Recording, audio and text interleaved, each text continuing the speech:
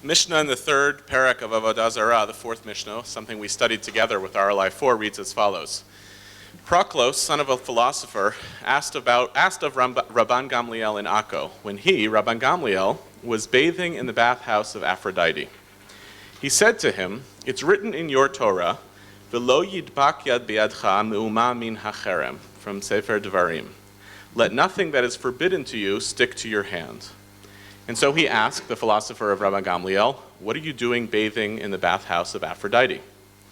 Rabban Gamliel responded, first, humorously, "We don't answer questions of Torah in a bathhouse." When he came out, however, he said, "I didn't come into her space, she, Aphrodite, came into mine." What is the rabbi meant to be in the modern world? Rabban Gamliel, living amongst the familiarly modern porticos of the ancient world, offers a model. Rabban Gamliel, the patriarch of the rabbis and the master of the Beit Midrash, the leader of the house of study, lives an unapologetic life in the great city, participating in its culture and benefiting from its largesse. What is the alternative to living a modern life? In order to live in this world, must we close ourselves out from the institutions of the city and from the technologies and ideas that make modern life possible? It's certainly a Jewish choice, but it is not the choice of this Beit Midrash. And what must Rabban Gamliel do in order to make this life possible? He lives a life of radical reinterpretation. The idolatry of the people of the ancient world, which would make even a bathhouse a shrine to a pagan deity, cannot work for the integration that Rabban Gamliel is trying to live out in his life. In contrast, he claims the bathhouse as his own and makes Aphrodite the stranger and the transgressor. How do we live as Jews in the modern world? I think this text asks. We stake a claim to modernity as authentically Jewish, and we resist the binary between Jewishness and a modernity that our Jewishness needs in order to breathe. The rabbis who we celebrate today and honor tonight are these types of Jewish leaders, teachers, students, and visionaries who see the confrontation between Judaism and modernity as an opportunity rather than a challenge, and who have sought in this Beit Midrash for 3 years running, live and on video conference, a Torah to make that relevant Judaism come alive.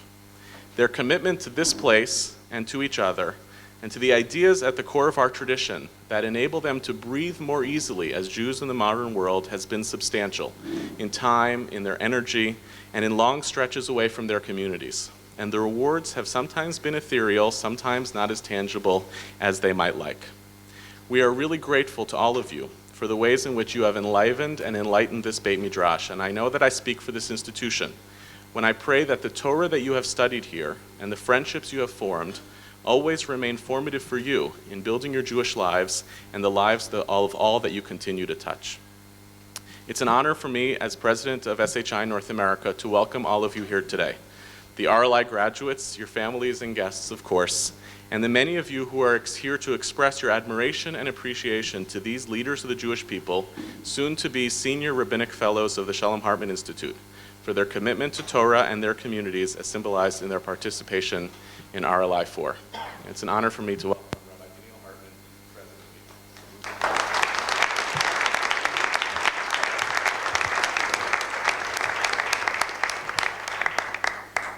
First of all, I dressed up for you too. She doesn't like this off. I dressed up for you. So it's awesome. You got to use another one.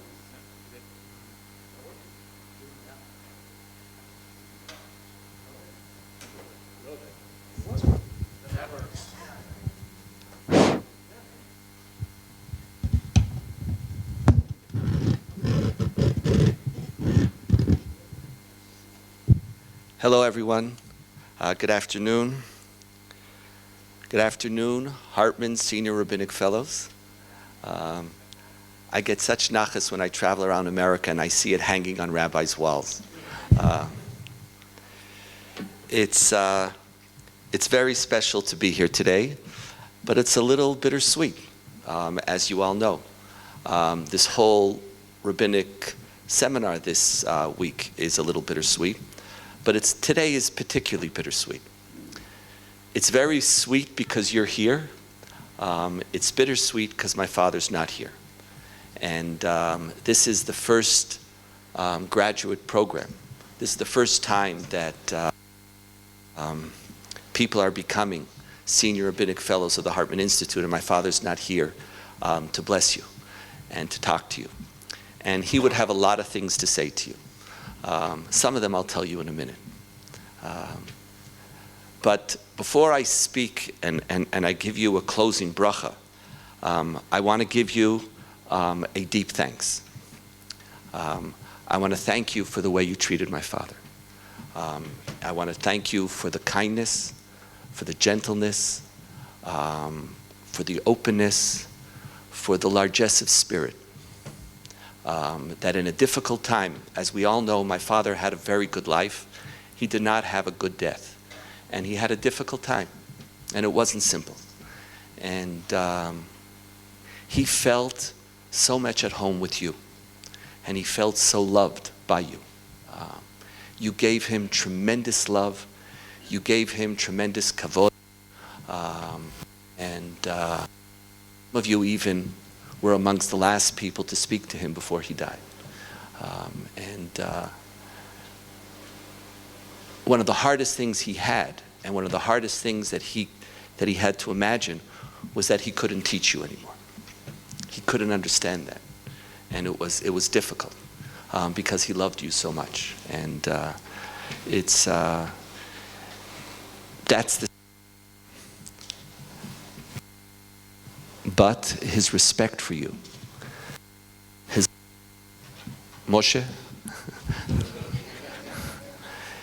his love of teaching Torah to you, his feeling that when he spoke to you, he was important. Not because he had kavod, but Torah was important, is something that's a gift that you gave to him, you gave to me, and you gave to this institution. And we will always be in your debt because of that. One of the things my father would be saying to you today is he'd be making fun of you. He'd be saying to you right now, "Oh, you're going out to a bunch of people who will never understand you." And he'll be saying to you how miserable your life is going to be. And sometimes I would tell him, "Abba, shh." It's like, this is not the right time. But he says, "No, this is the exact time for me to tell you that your life's going to be miserable. And that it's going to be really tough. And it's going to be really hard for you." And somehow, as he was telling all of that to you, he was telling you that I love you. That I love you, and that even though, no matter how hard it's going to be out there, there's one place which will always try to do its best to make it easier for you. And that spirit of love and of commitment to you. You're the last RLI graduates who will ever experience.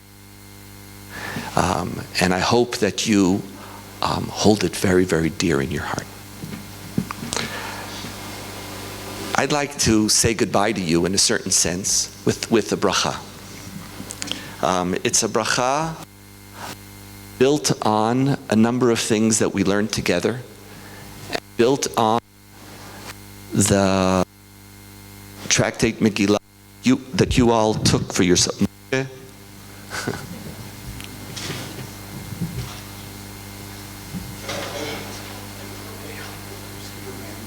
Yeah. But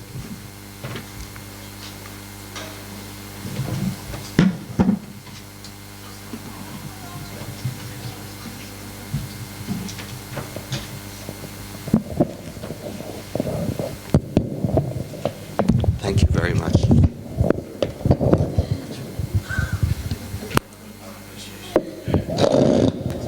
Hi. נשתמש בזה. Hi. I'd like to give you a bracha on the basis of some of the texts one text that we studied together and loved together, and one on the basis of the end of Tractate Megillah that you so beautifully took upon yourselves to do a siyum of Masechet Megillah in honor of everything, in honor of your study, in honor of my father, and in honor of this institute. And the first bracha that I'd like to give you comes from Tractate Gittin. In the text that we studied on Kamsa and Bar Kamsa, and we enjoyed studying that together. And today is beginning Rosh Chodesh Av tonight, and so it's worthwhile to reflect on for a moment. In Masechet Gittin, we learn of an unknown man who was profoundly hurt, and who as a result turns to the Romans and tries to destroy the Jewish people. And at one moment, after convincing the Roman emperor to send to Jerusalem a messenger who is bearing a wonderful, pure, perfect, unblemished goat to offer at the temple. And this messenger makes a blemish in the eye of the goat, in a place that the Romans don't count as a blemish, and we, because we have not much to do in our lives, actually think it is a blemish. We actually have a whole Masechet on whether it's a blemish or not. And the rabbis were quite inclined to offer it. They were quite inclined to offer it because when Rome sends you a goat, offer the goat. You're even obligated to offer the goat because it's pikuach nefesh. It's just a blemish in a goat's eye. There's a bigger picture going on here. It's a goat. But there was a man called Zechariah ben Avkulas, who is the secret villain of this whole story of Kamsa and Bar Kamsa, who said, you can't offer this goat. People will say that the rabbis are offering blemished goats. And so we didn't offer the goat. If we would have offered the goat, the story would have come to an end. And we would have proceeded and everything would have been fine. My first bracha to you is that you should have the strength to deal with the Zechariah ben Avkulases who you're going to encounter every day in your rabbinates. Now, they're not going to be worried about the blemished goats. And very often they won't be worried about more halacha. But they'll be telling you, Rabbi, people are going to say. People are going to say what you should say about Israel. People are going to say the way you should respond to couples who are intermarried. People are going to say the way you should conduct this marriage or that marriage, or this kiddush or that kiddush. There's going to be somebody who's always there telling you, people are going to say. And one of the brachas, the biggest bracha that I could give you, is that you can be a little bit like my father. Don't worry about what people are going to say. Worry about what you're going to say. And people will follow. Because if you worry about what people are going to say at the end of the day, you lose your rabbinate. You lose it. It's not yours anymore. And the primary role that you have in our community is to be the person who on the one hand listens, but at the same time stands in front of the camp.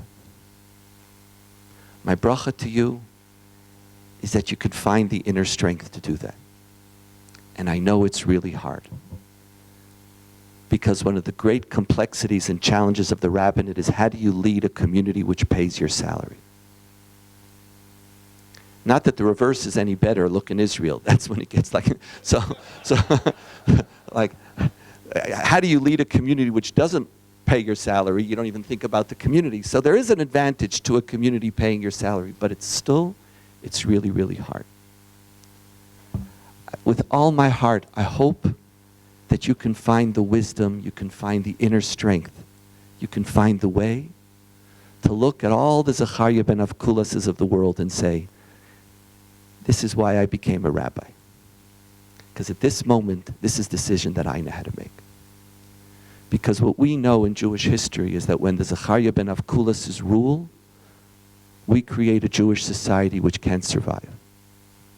Can't survive. We need you. I've studied with you and learnt with you. I know you. You are beautiful neshamas. The Jewish community is blessed to have people like you. But you have to bring it out. You can't let them own you. You can't let them intimidate you. You can't let them frighten you. Part of our goal in RLI was to help you have an environment of the study of Torah so that ideologically you could stand strong. That you know who you are and that you could innovate and lead. And so my first bracha on this Erev Chodesh Av is that number one, you should never meet a Zechariah ben Avkulas. But they're already the president of your shul. So that's like a bracha levatala. It's like, I think halachically it's even forbidden. You know them. I hope you know how to deal with them. And the second bracha comes from Masechet Megillah, the last page that I was asked to learn and to join you in this project.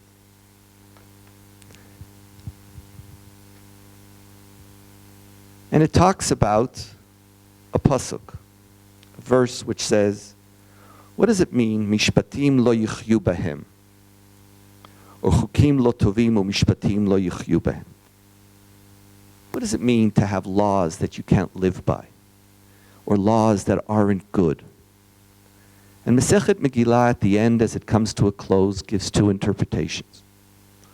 One interpretation is that chukim lo tovim or mishpatim lo yichyu bahem is when you have Talmidei Chachamim fighting with each other. I remember Normie Lamb used to always say, how do we know that Chazal had a sense of humor? This was one of his funniest lines. Because it said, Talmidei Chachamim marbim shalom ba'olam. So he said, from here we know that they had a sense of humor.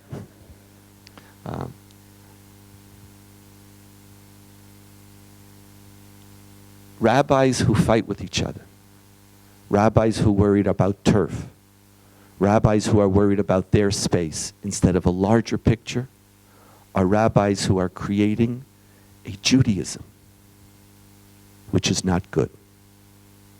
Because what you are now is you're not now, you've always been. You're not just rabbis from a particular denomination or rabbis of a particular shul. What you do defines the face of the Jewish people and of Judaism. And so when rabbis fight, the Gemara says, rabbis are creating a Judaism which the Jewish people can't live with.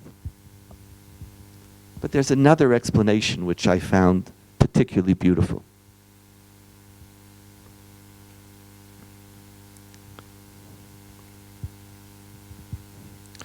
Kol hakoreh, anybody who reads Torah, belo ni'imah, without a song, without trop, and learns without singing.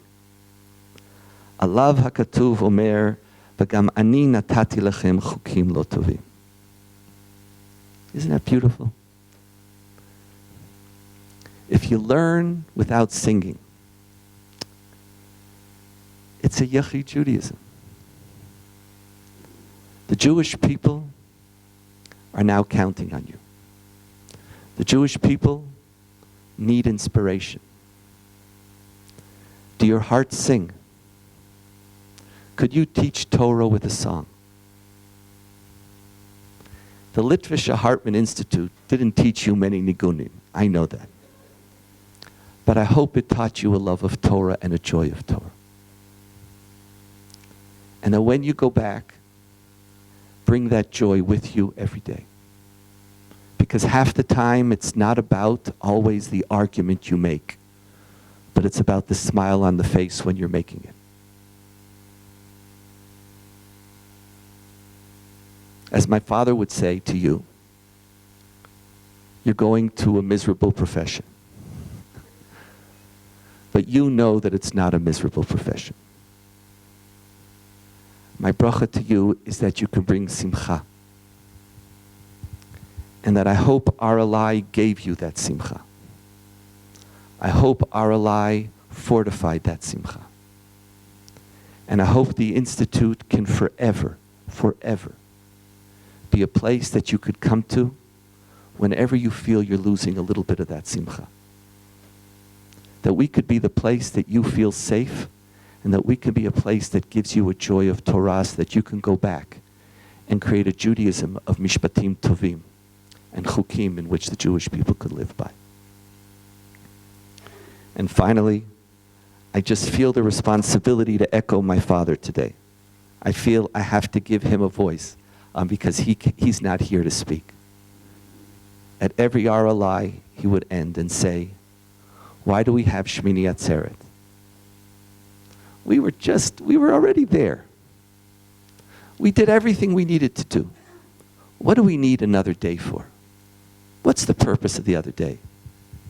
And God tells the angels, I used another day because it's very hard for me to see them go. For every group of rabbis who would leave the Hartman Institute, my father would say to you, Kashe alai pridatchem. It's hard for me. I could tell you that is especially true for you. He really, really loved you. And he would be very, very sad today. We as an institute, on the one hand, are joyful. We're joyful that we are giving back to the Jewish people a group of people who from now on will be called Senior Rabbinic Fellows of the Hartman Institute. That's part of who you are. That's part of your rabbinate. But from an institute's perspective, Kashe aleinu predatchem. And we hope that you will continue not just to teach our Torah, and not just teach the Torah that you learned here, but that you're going to come back.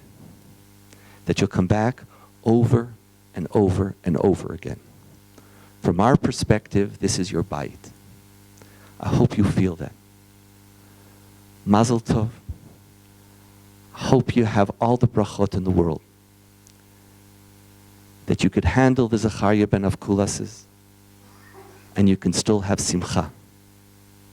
And if you can do those two, then you're going to be a matana to the Jewish people. Mazal tov.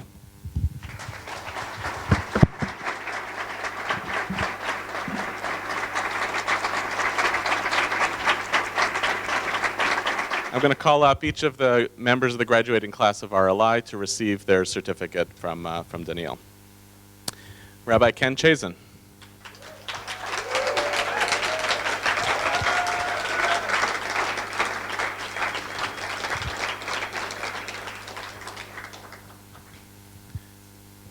Rabbi David Cohen.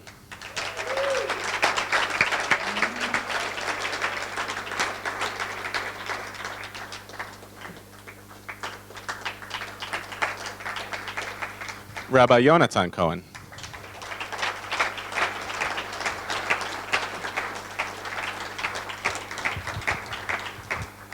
Rabbi Denise Ager.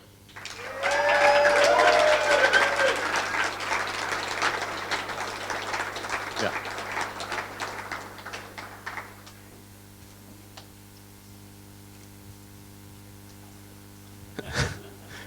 You have to do the first four again. Rabbi Michael Feshbach.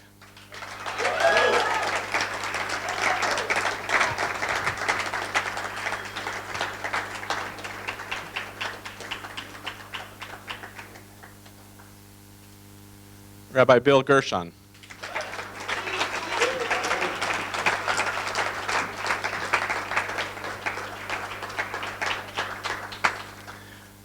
Rabbi Arnie Gluck.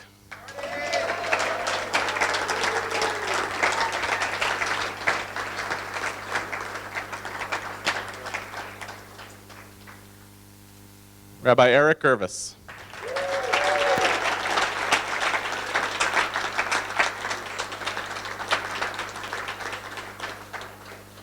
Rabbi Jonathan Hecht.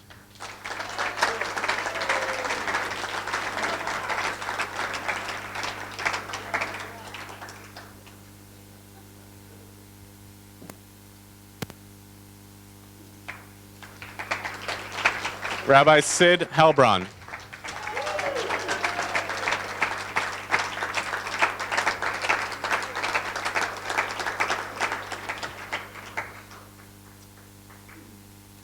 Rabbi Jacob Herber.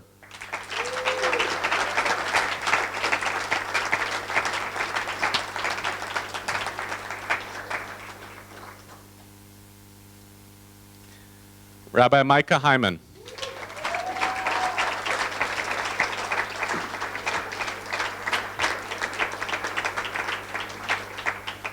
Rabbi Yoni Jaffe.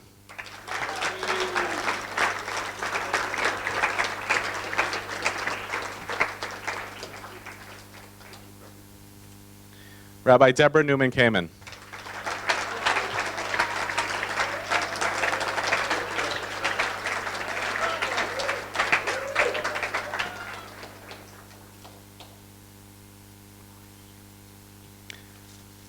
Rabbi David Seth Kirshner.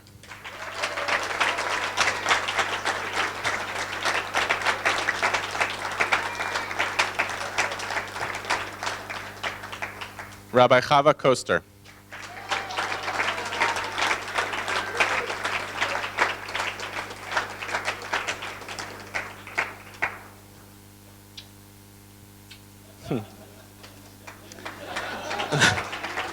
Rabbi Lionel Moses.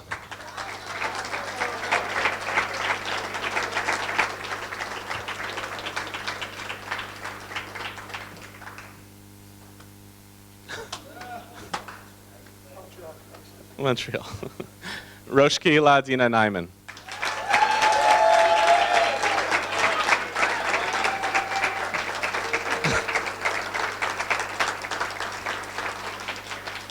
Rabbi Laurie Phillips.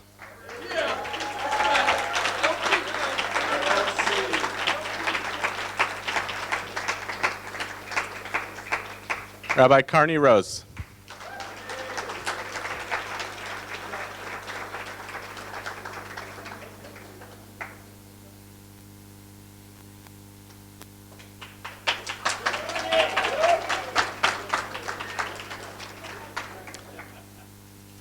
Rabbi Yossi Saperman.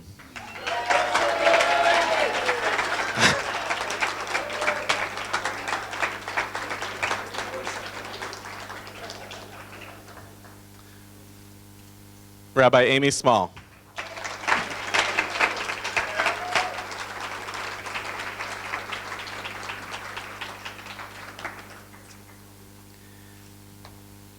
Rabbi Uri Topolowski.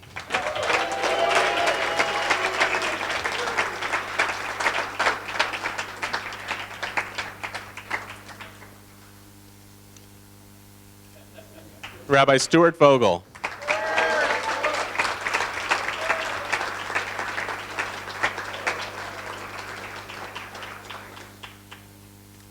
Rabbi Susan Warshaw.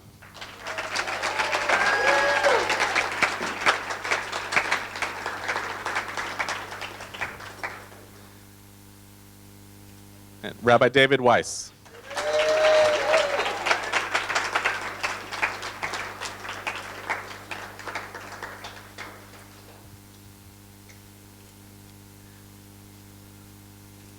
And I want to acknowledge the two members of RLI 4 who couldn't be here for this ceremony tonight, Rabbi Josh Aronson and Rabbi Stephen Morgan.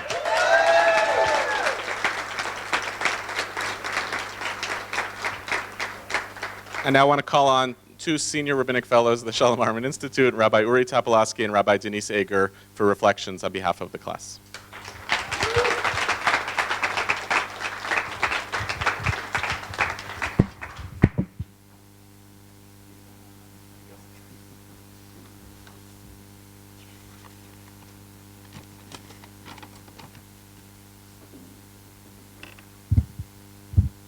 First of all, I just want to turn to my classmates and express my gratitude and how touched I feel to stand up here when I know all of you could be here and we could all be learning a tremendous amount of Torah from each of you. And for all of us, I'm just trying to reflect our Hakarat Tov on behalf of the whole group. Denise and I just trying to share our Hakarat Tov to the Hartman Institute, to all of our teachers, who I'll let Denise thank, and to our class. This, friends, is a Geschmacka group.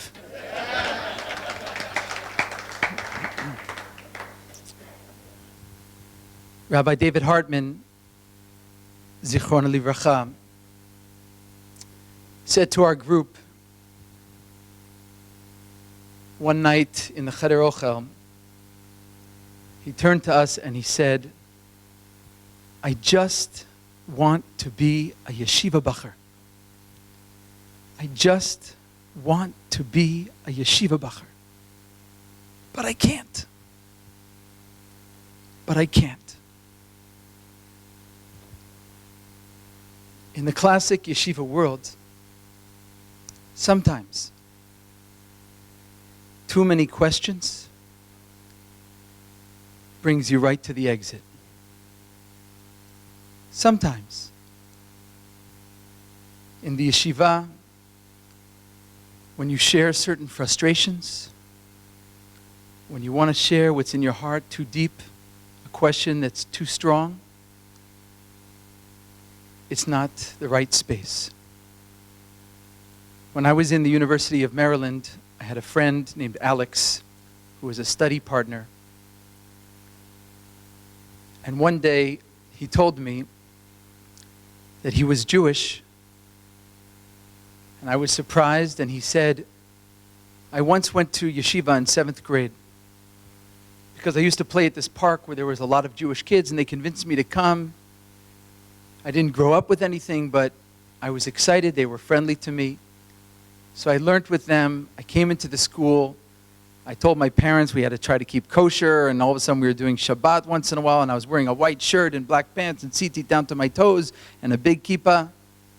But about 3 months into the school year, I started to ask a lot of questions. And my teachers started to get a little frustrated. But I didn't let up. I didn't understand. So I asked, and I asked, and I asked, and I asked.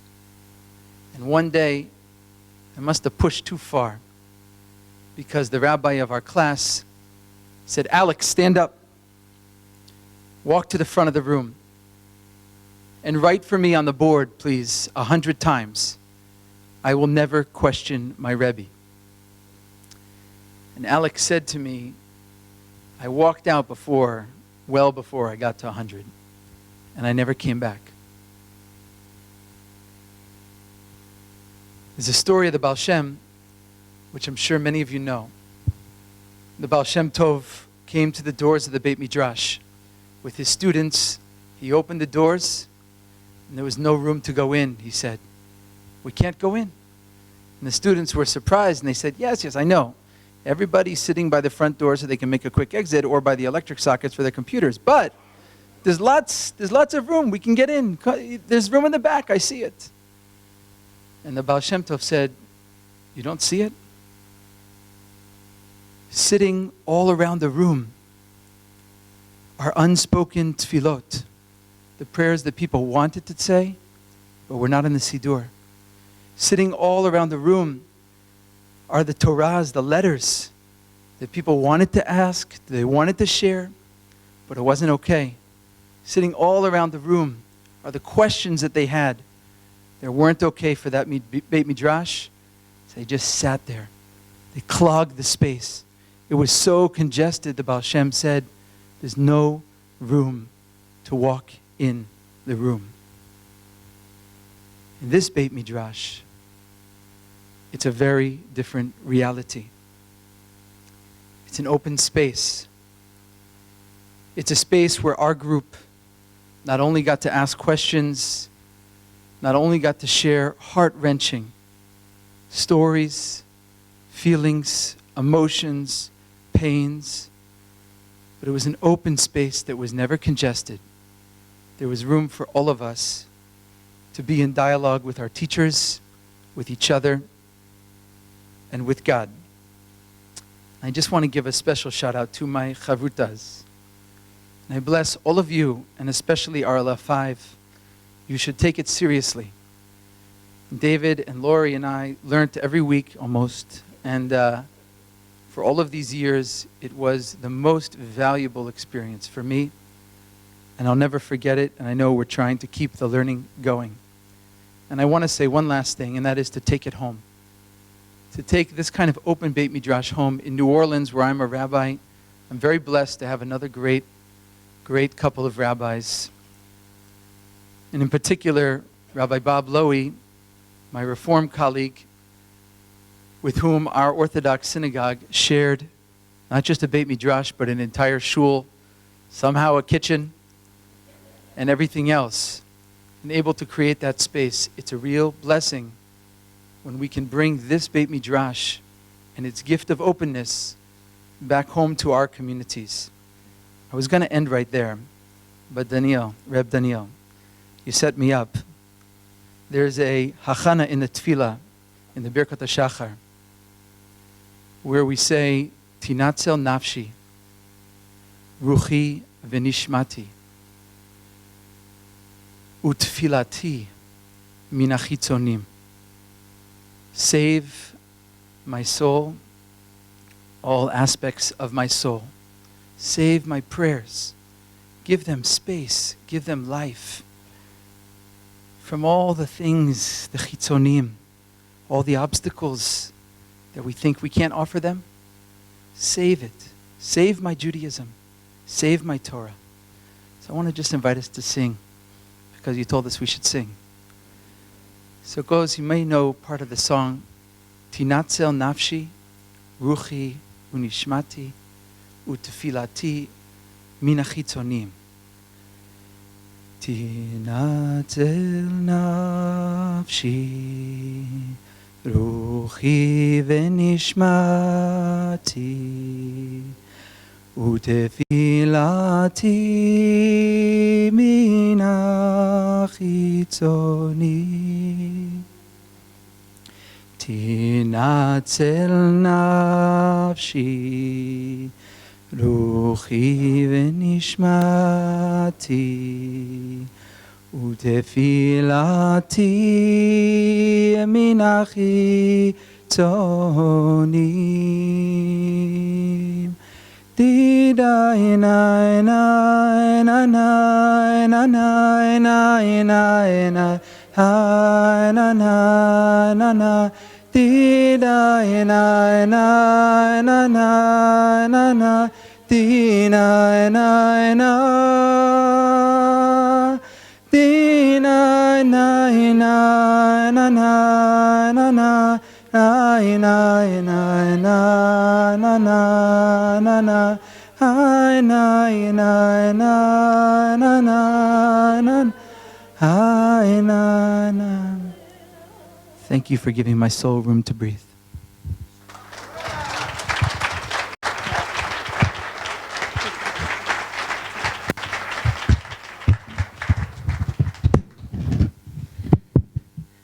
See, I have to put the microphone in because I have to stand on my toes to look at you and to look at your beautiful faces. Thank you, Ori, for lifting our spirits higher and our souls even higher as you convey, I think, from our entire number 4 cohort, so much of what we have felt over these last 4 summers and 3 years of study. Morim Yakarim, dearest of teachers, honored rabbis and guests and dear friends, I have to say I was really shocked when Eric called and asked me to speak on behalf of our Chavrusa. And so it's hard for me to believe that I'm standing here from 4 summers ago when I watched the 3rd cohort of RLI have their graduation. But now, Chevra, we have had our graduation.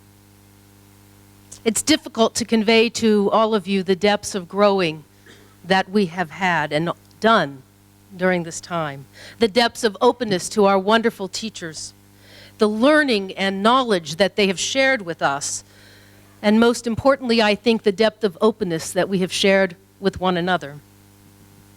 The encounter with the other is a place of deep, deep Torah. And I'd like to share with you just for a moment 2 of the many gifts that I believe we have received from the Machon, from all of our wonderful teachers, from you, Daniel, and from Reb David Zichron Livarcha.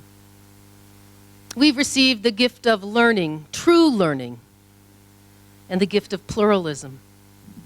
Sugya after sugya, passage after passage, whether Gemara or Midrash, Tanakh, Zohar, or contemporary sociology with Yehuda, whether Rambam or Leibowitz or Hartman or poetry.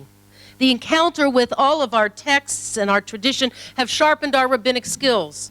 They've deepened our grasps of text in our study of Ivrit and engaged us in an extremely sophisticated conversation about Eretz Yisrael and Medinat Yisrael and Am Yisrael.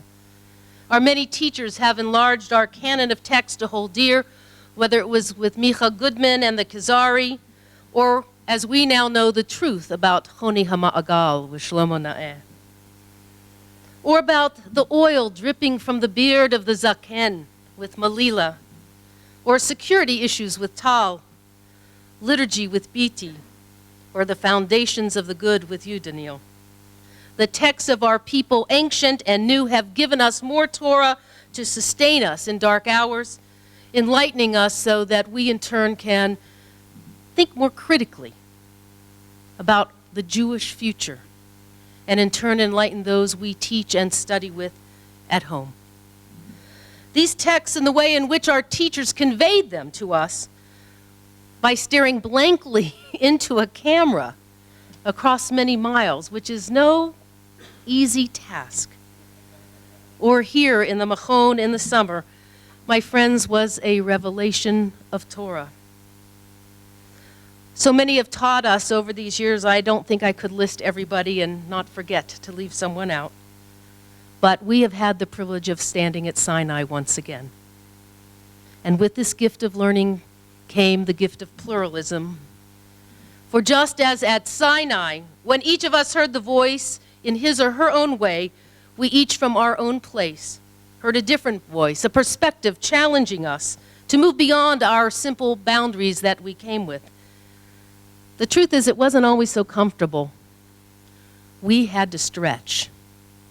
But encountering the many different ways, the many different voices from right to left and center and back again, from strict interpretation to broad leeway, allowed for each of us at some point to feel touched, to feel present, to feel part of the process of this place. For this and so much more, on behalf of my colleagues in RLI 4, we say thank you to our many teachers, you who have shared your Torah with us, are learning with us. We applaud you and we say, Yeshar Koach, thank you. And especially to Marlene and Sharon.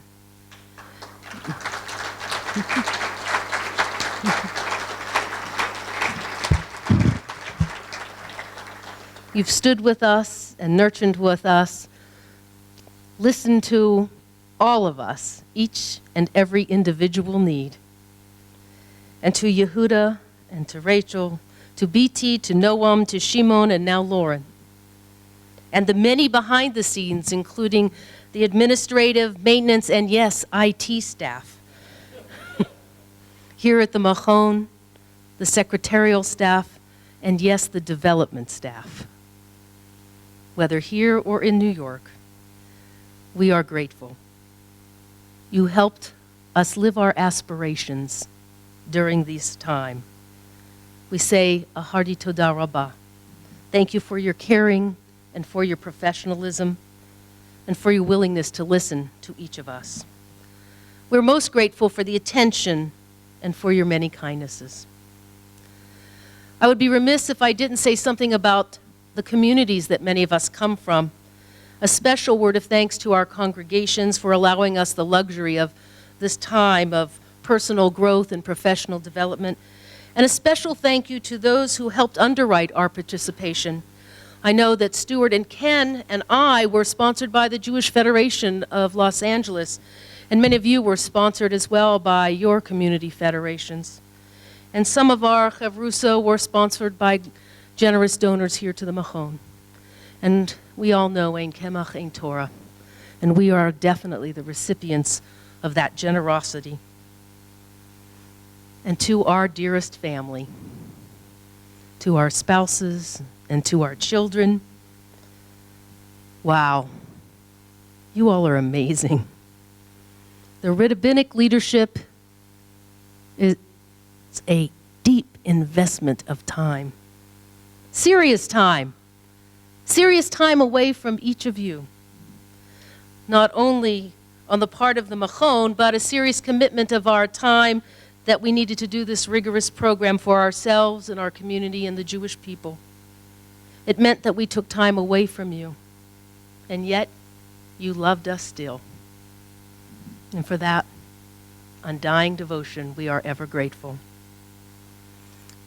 It's hard to imagine 3.5 years ago, but many of us have gone through all kinds of transitions. Marriages ended and marriages begun. Children born and parents' death, including that of our teacher and our Rabbi. We've endured the loss of jobs and searched for new positions and started them.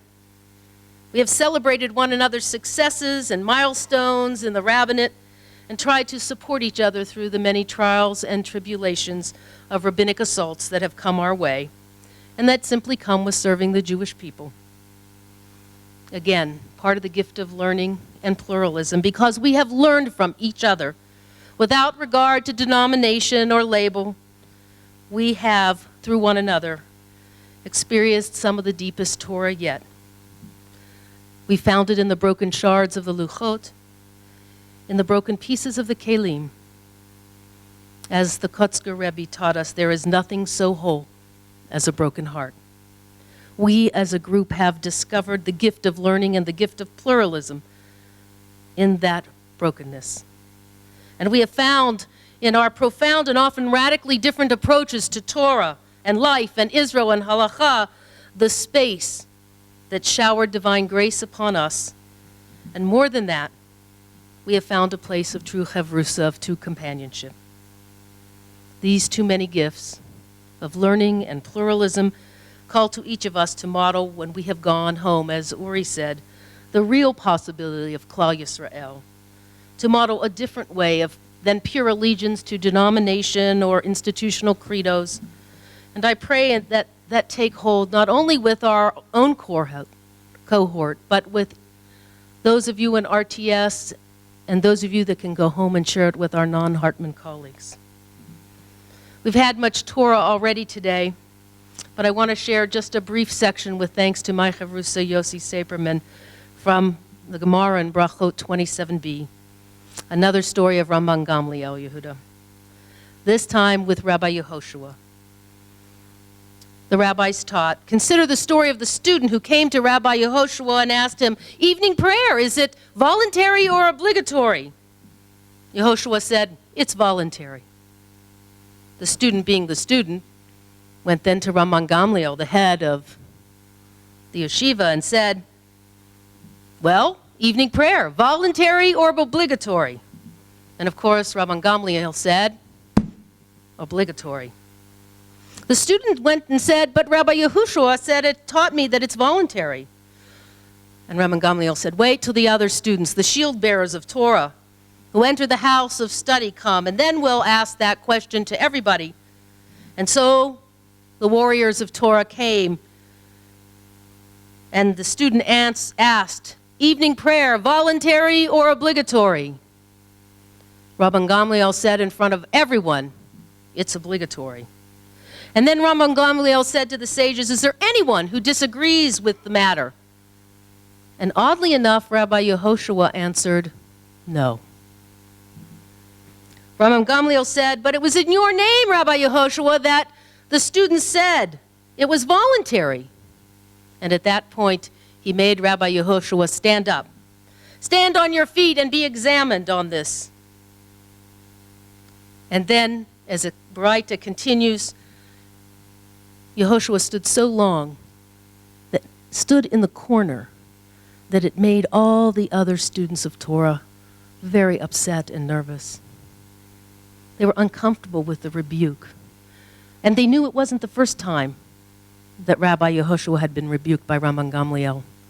In many other cases, he made him stand in the corner in the yeshiva when their opinions differed.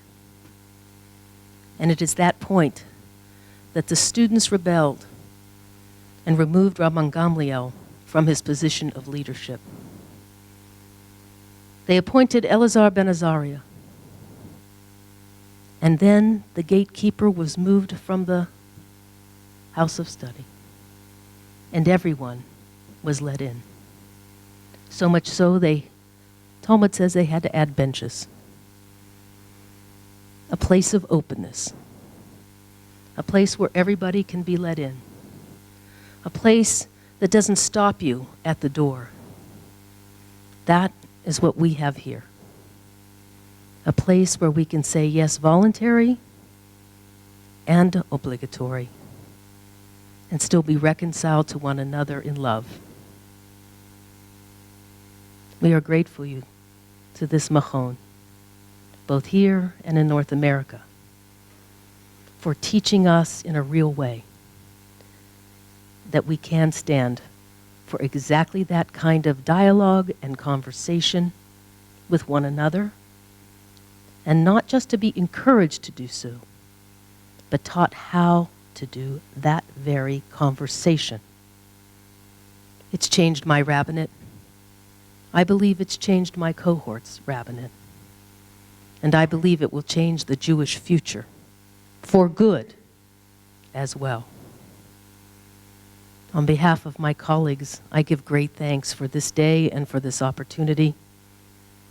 And I pray for each of you, my chevrusa, that you continue to grow in life and in spirit and in deep friendship, deep learning and knowledge, and that you can be strengthened to share that on your journey through life. Ken Yehi Ratzon. So may it be God's will.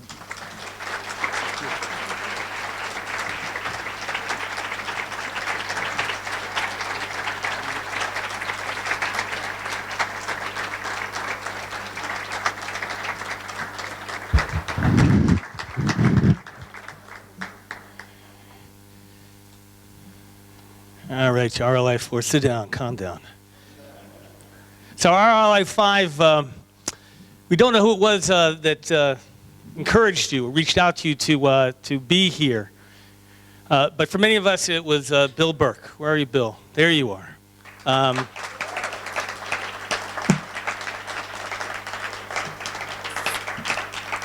And Bill Burke talked about this being an opportunity. Right? It's an opportunity of a lifetime. And so many of us came with that sense of belief and the idea that we think that might something happen. And then we saw the graduation of RLI 3, and we became completely intimidated. Right? They talk about blessing and gift and all these things, and they're hugging each other. And we go, "Oy, what is the future going to be?" And somewhere in those 3 years, we kept coming to Jerusalem, which was the metaphor, right, of going to Mount Sinai. And Yehuda, how appropriate today that we should talk about the Mount Sinai model and paradigm. Because we, over the 3 years, came to believe and to share together Ki me Shalom Hartman Tetzei Torah. The sense that Torah was coming to us. And somewhere in those 3 years, we can't tell you where, I don't think the moment, but that Hizdamnut, that opportunity, Bill, turned to sanctification. Right? Hayashan, right? Yitchadesh, Chadash, Yitkadesh. And somewhere in that process, like the Israelites who were at Mount Sinai, and they were creating and building all the accoutrements, right, of the Mishkan, somewhere we became Klei Kodesh. And so we're normally, when I talk about the Israelites leaving Har Sinai, I would always talk about them leaving as a community, but I think today that we feel as if we are leaving as the Mishkan, that we have been sanctified. And through that sanctification, we're able better to serve God and to serve our people. And that gift was from the Machon. It has been transformative. And so while we cannot put a price on that gift, although I sat down and figured out, if you total this all together, we approach something like $1 million of investment. If you put it all together. So we have a check, a gift for you, somewhat less than $1 million. I knew you were hoping, Danielle. But if you'll come up here, please, if you will.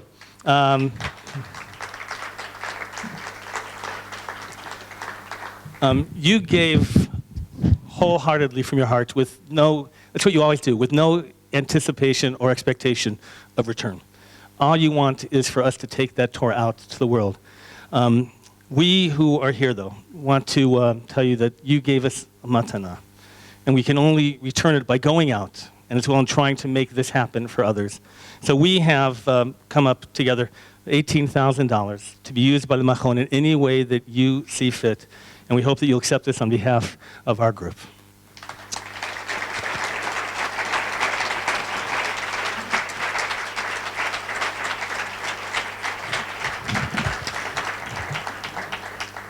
Danielle spoke of this being a safe place.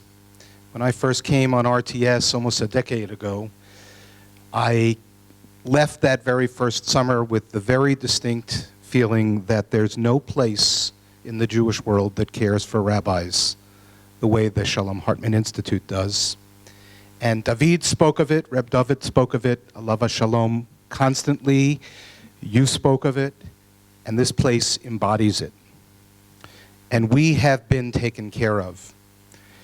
Over Shabbat, I kept reflecting on the phrase that we all sing and chant, Shavat Vayinafash. We come to this place because it's a place where we can stop running on the treadmill of our work and our rabbinates, and our souls, in all of the many meanings, can be restored, healed in many cases, and refreshed. And as a cohort, we want to, Denise spoke of the many people that we want to thank. We want to lift up just a few who went many miles through these 3 years to help us feel that sense of a place where we could come and rest and stop and renew and be refreshed. Rachel, I won't call you all up now in the interest of time because I know we're running a little late. But Rachel, we have a special gift for you waiting in Cincinnati when you get there. And we hope that you will use it to help your family establish its new home for however long that will be, since one never knows. As you set out on your new adventure, you were the one who helped to welcome us onto this journey 4 summers ago, and we thank you for that.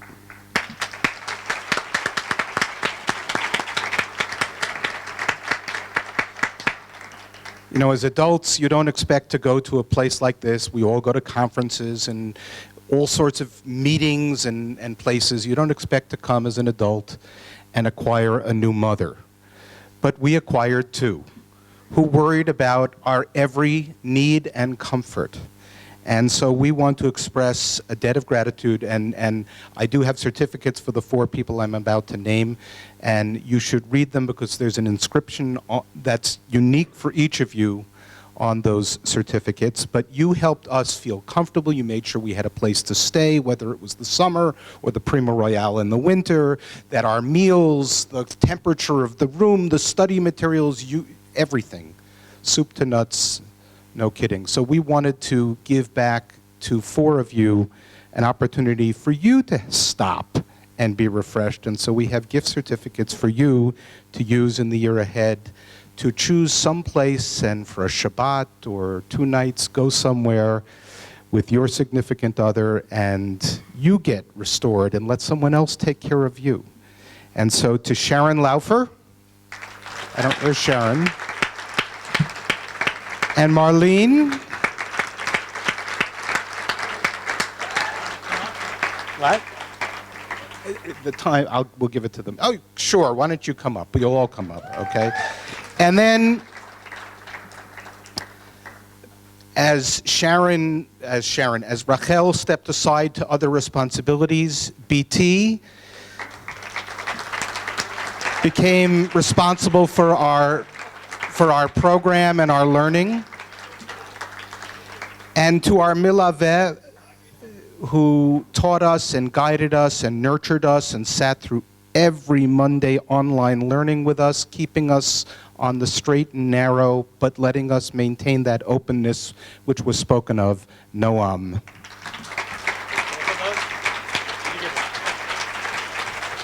Thank you to all of you.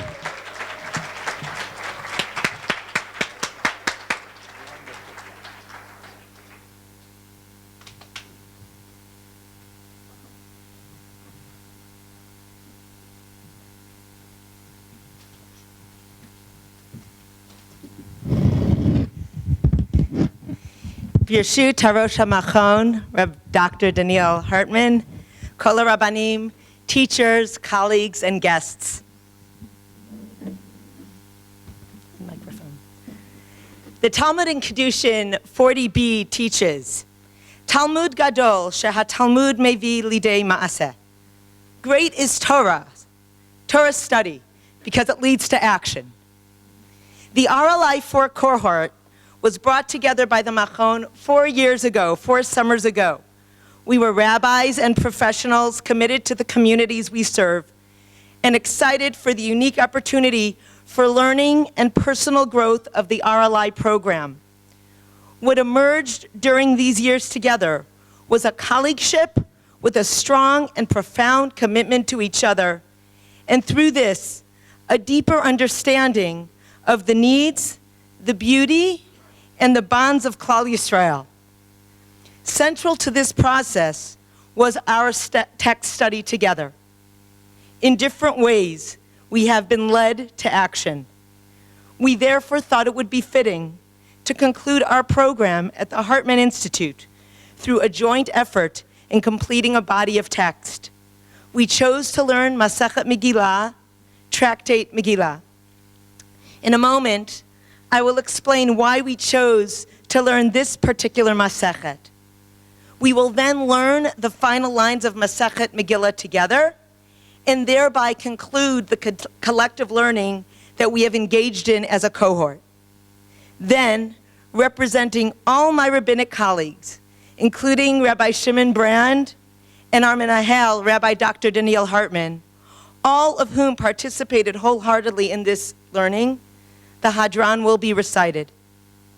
This Hadran and the prayer that follows will be said in the singular, representing the unified collective of our learning.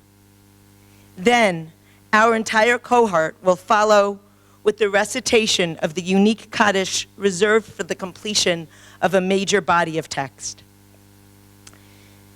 The introduction for the Kaddish for a Siyum, which begins Hadran Alach, Masechet Megillah in our case, can be understood in at least 2 ways which are relevant for us at this moment. First, Hadran is a statement of our intention to return to this text even as we are completing it. One of the amazing things about the RLI program is, in addition to learning new text, it affords rabbis the opportunity to return to and rethink texts we have studied earlier. We say this about the text, but of course it also refers to the bittersweet end of years of study together and at this Machon. We sincerely hope to return to the Machon, our teachers, and to our cohort. Hadran can also be understood as referring to Hidur, beauty. Hadran Alach, our splendor or beauty, comes from you. We declare that we attain splendor through the completion of this Masechet. It is clear that our learning has been sharpened and broadened by the exceptional depth and the careful reading of the text by our teachers at Hartman, as well as through the insights of our Chevrutot. Experiencing the differing opinions and the approaches to studying Torah with other members of our cohort in an atmosphere of respect, dedication, and love, even if not always in agreement, beautifies the Torah, and I would say ourselves as well. So now to Masechet Megillah. In addition to the laws of Purim, Masechet Megillah deals with topics such as establishing community, synagogue and communal prayer and service, as well as giving honor to the Torah, to honor to the Nevi'im, honor to Ketuvim by public reading and learning. Although these topics have obvious relevance to us as spiritual leaders. Our main motivation for learning Masechet Megillah was to pay tribute to the life and teachings of our Rabbi, our teacher, Reb David Hartman, Zichrono Livracha, who passed away before Purim.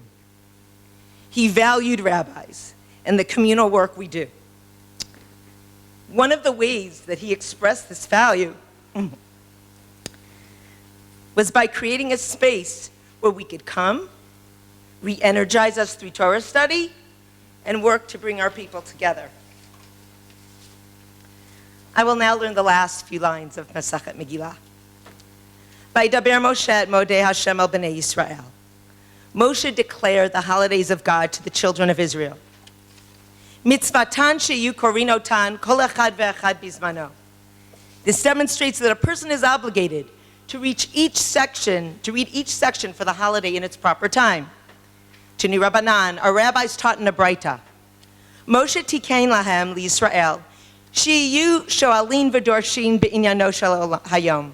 Moshe decreed for Israel that they should inquire and expound on the subject of that specific festival. Hilchot Pesach b'Pesach, the laws of Pesach on Pesach. Hilchot Atzeret ba'Atzeret, the laws of Shavuot on Shavuot. Hilchot Chag b'Chag, the laws of Sukkot on Sukkot.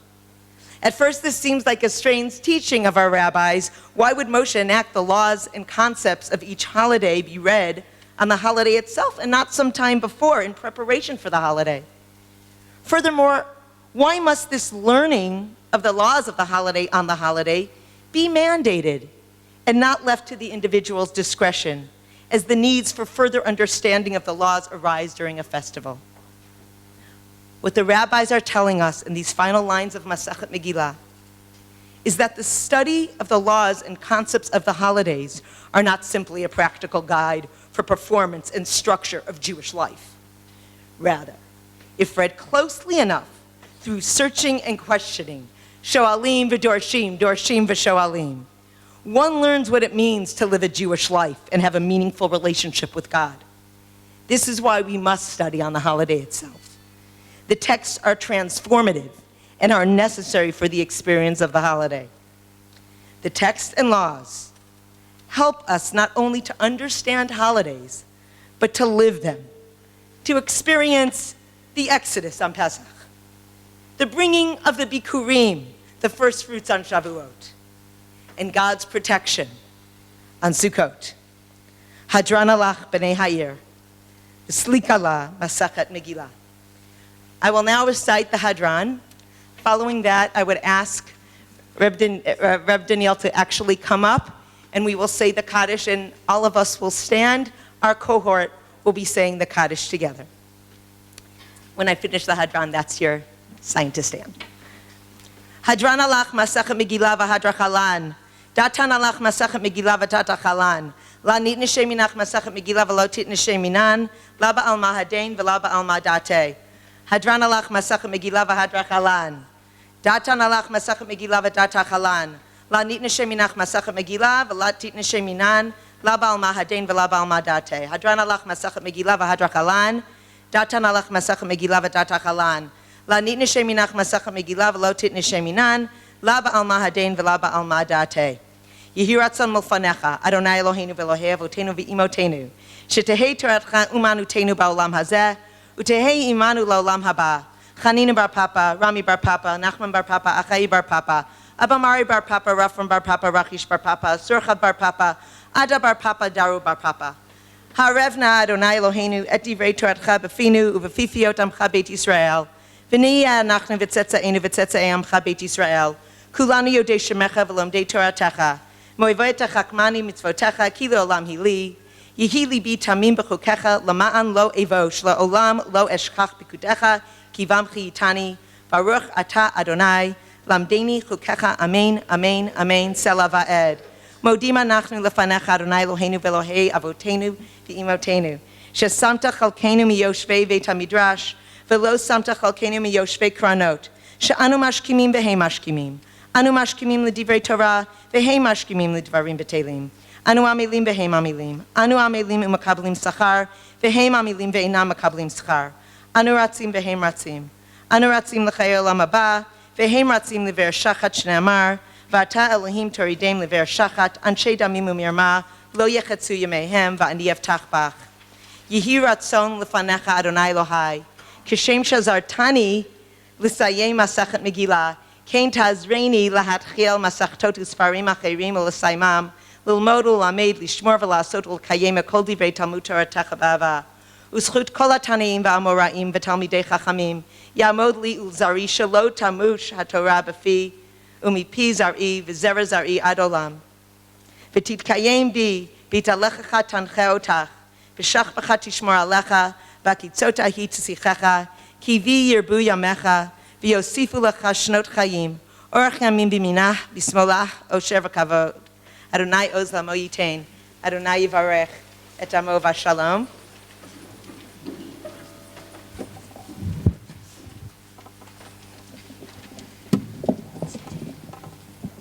יתגדל ויתקדש שמי רבה. אמן. בעלמד יהיו עתיד להתחדתה ולחיה מתיה ולעסקה יתון לחיי עלמא ולמבנה קרתא דירושלם ולשכללה היכלי בגאווה ולמעקר פלחנה נבראה מן ארעה ולעטבה פלחנה השמיה לתרי וימליך קדושה בריחו במלכותי ויקרא בחייכון וביומכון ובחיי דכל בית ישראל בעגלה ובזמן קריב אמרו אמן. יהי שמי רבה מבורך ולעולם לעולמי היה. יתברך וישתבח ויתפאר ויתרומם ויתנשא. יתהדר ויתעלה ויתהלל שמי דקדושה בריחו. לעילה מן כל ברכתה ושירתה, תשבחתה ונחמתה, דמירן בעלמא ואמרו אמן. על ישראל ועל רבנן ועל תלמידיהון ועל כל תלמידי הון ועל כל מן דעסקין באורייתא דיבה אתרא הדין ודי בכל אתר ואתר. יהי למון ולכל שלמה רבה, הנה בכיסא ברחמים, בחיים אריכין ומזוני רביכי, ופרקנה מן קדם אבוהו די בשמיה ואמרו אמן. יהי שלמה רבה משמיה, בחיים עלינו ועל כל ישראל ואמרו אמן. עושה שלום ורחמיו, וברחמיו יעשה שלום עלינו ועל כל ישראל ואמרו אמן.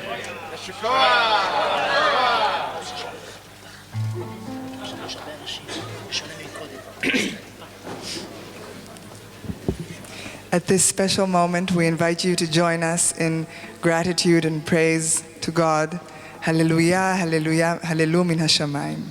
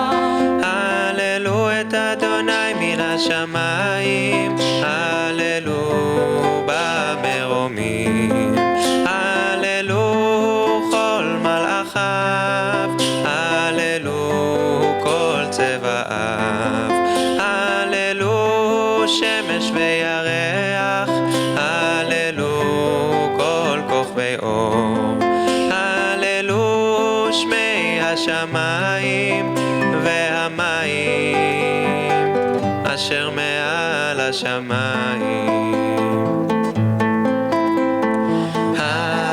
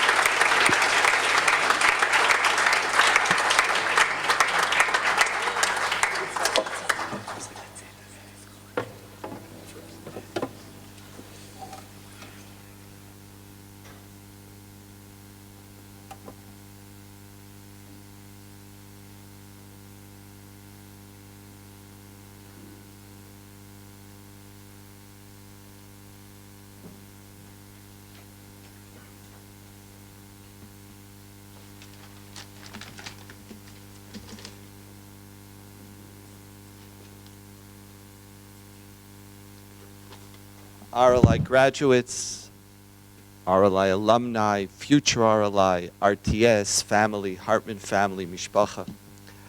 I have a very special honor today to introduce the member of Knesset, Rabbi Dov Lipman, who moved from Silver Spring, Maryland to Beit Shemesh 9 years ago with his wife and 4 children.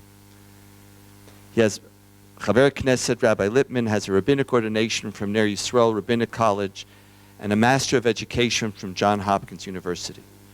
The author of 3 books about Judaism and an experienced educator, Chaver Knesset Rabbi Lipman rose to national and international prominence for his role in challenging and combating religious extremists in Beit Shemesh.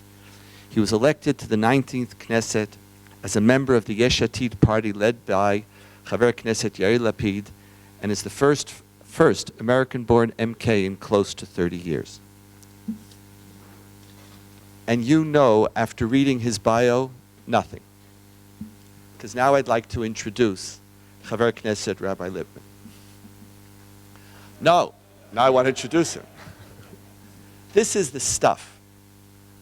What you know is that Israel is hungry for people who live by a simple teaching of our Torah. That V'ahavta Hashem Elohecha does not reflect simply your internal passion and fire and internal devotion. But V'ahavta Hashem Elohecha sheyeh Shem Shamayim mitahev al yadcha. If you love God, do you spread it? Are you a Mekadesh Shem Shamayim Barabim? In a country which is so often polarized by people who belong to different tribes and who pride themselves not only in the tribe they live in, but in what nasty things they can say about the other.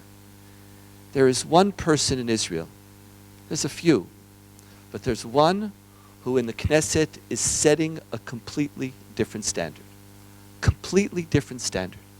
of what it means to love God, what it means to be mechuyav leTorah, what it means to lekabel kol adam b'sever panim yofot, and who single-handedly is creating a new atmosphere in this country.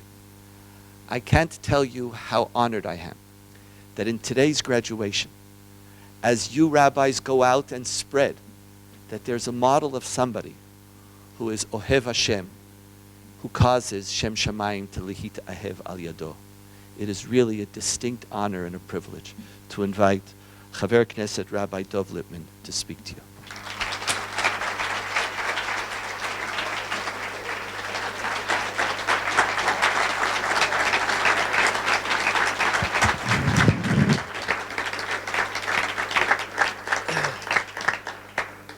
Thank you so much, Hartman.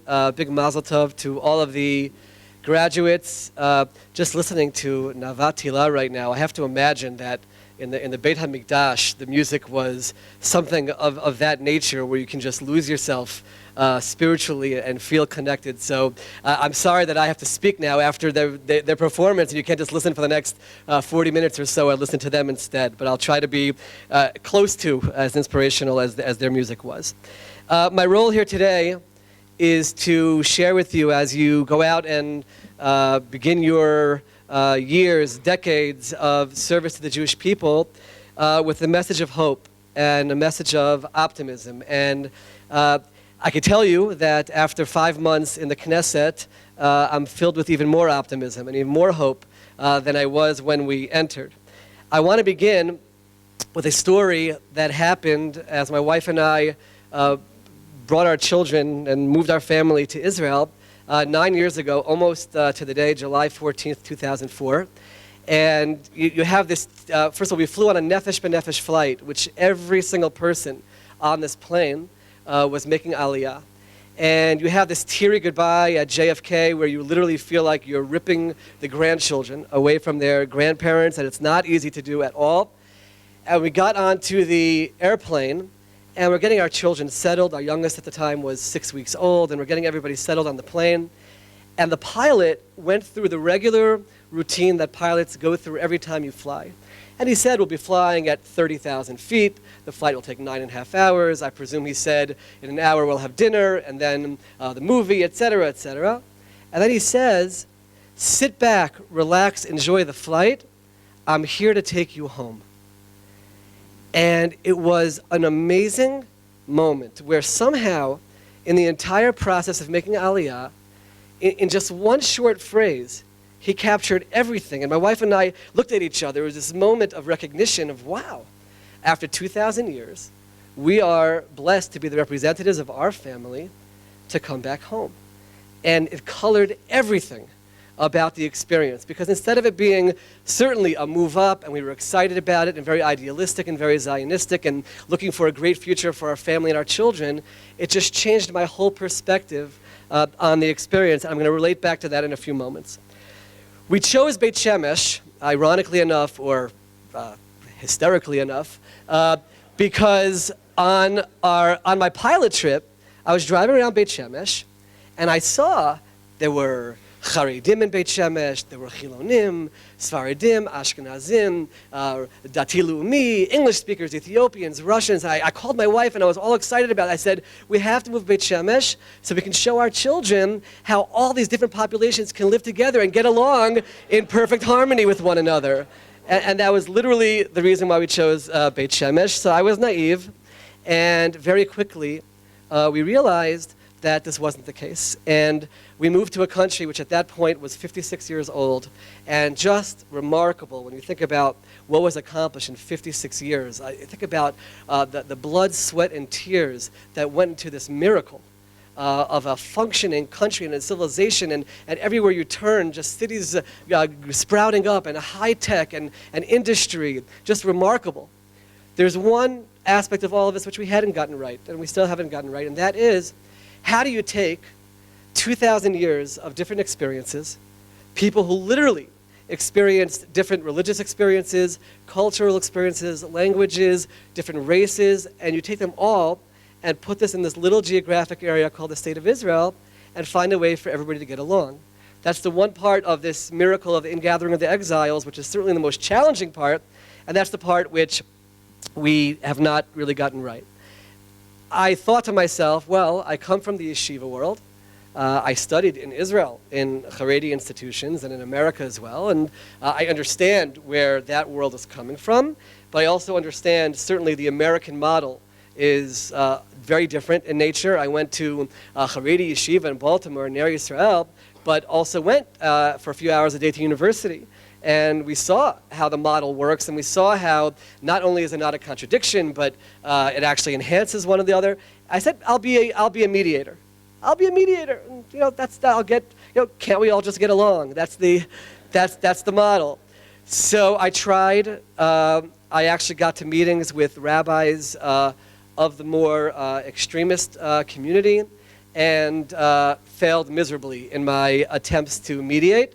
But I learned so much in the process about where certainly the more extremist community is coming from. I got a deeper understanding of the broader Haredi community, and while they're not essentially responsible in any way, they're not violent in nature, they're not, the average person on the street is not looking to force anyone religiously or like, but I got a sense of where the broader community is from, and in the process I got a better understanding of the secular community in Israel, and certainly I already understood everybody in between, and really became more of a community activist. Because I felt, and this is my message which I speak about wherever I go, I'm Orthodox. I believe in it 100% to a degree that you could say that anything is 100%. I've taught about it for decades. I've written books about it. But I don't have the right to force what I believe on anybody else. And I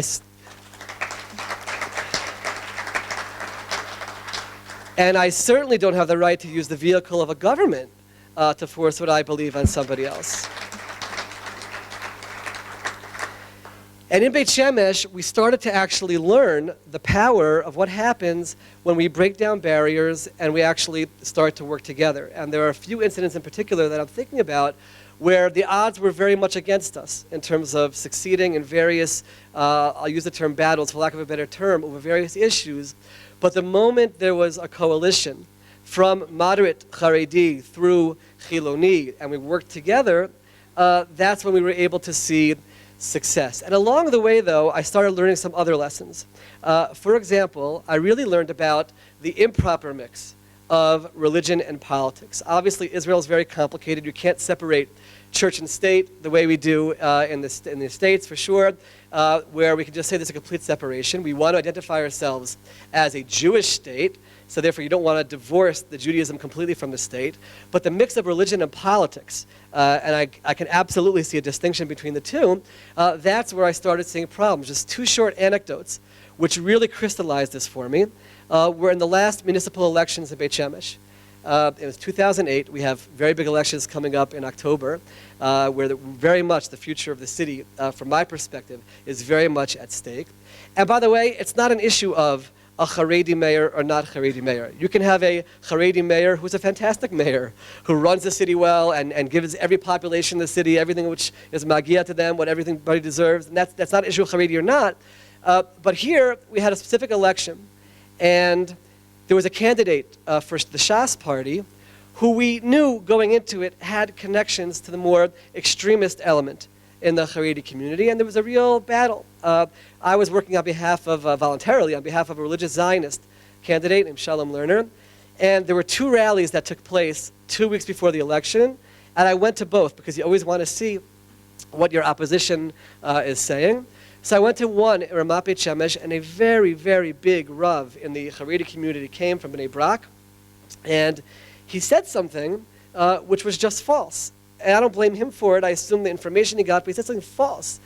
He said, vote for Moshe Abutbol, who is the Shas candidate, because he's the only person in the race who has fear of heaven.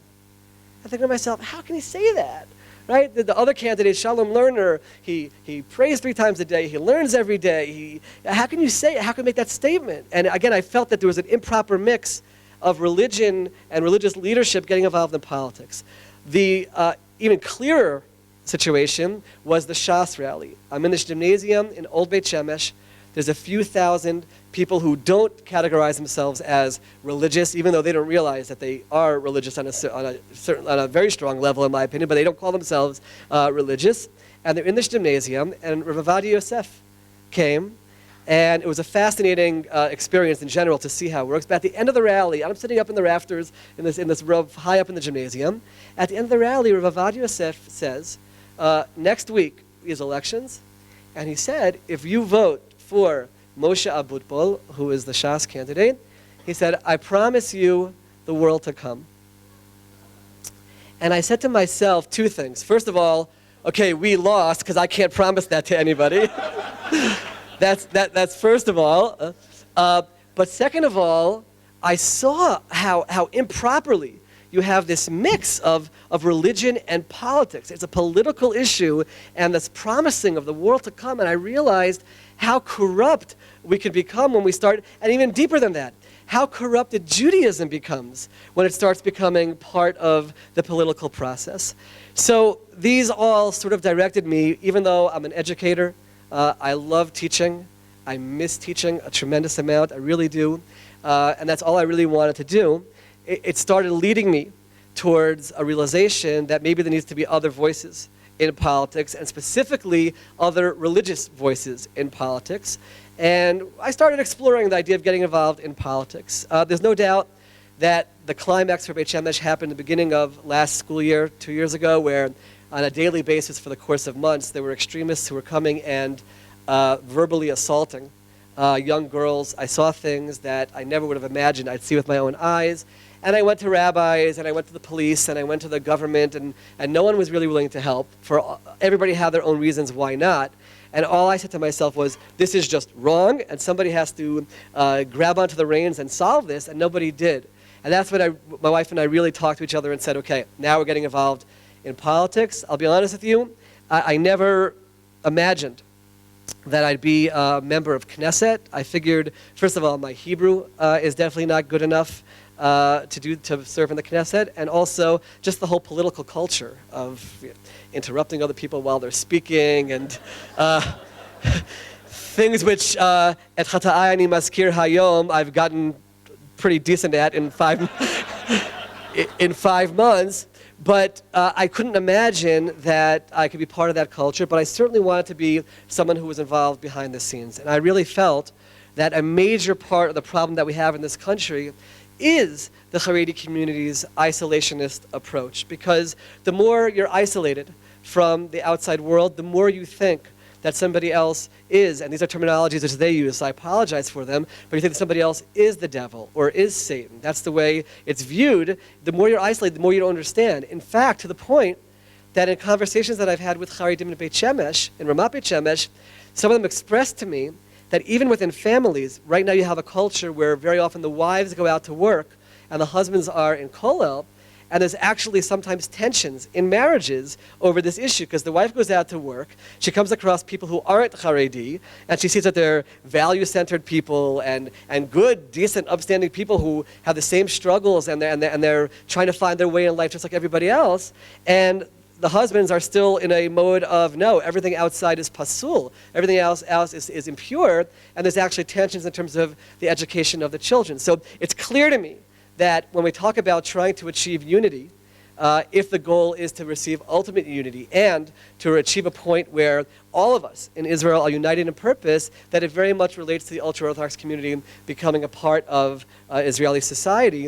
And I'll go 2 steps further. Obviously, there are economic issues, which a lot of people will focus on, that economically, the system can't work the way it works right now, where an entire population as an ideology is against general studies and as ideology against joining the workforce, even though individuals do.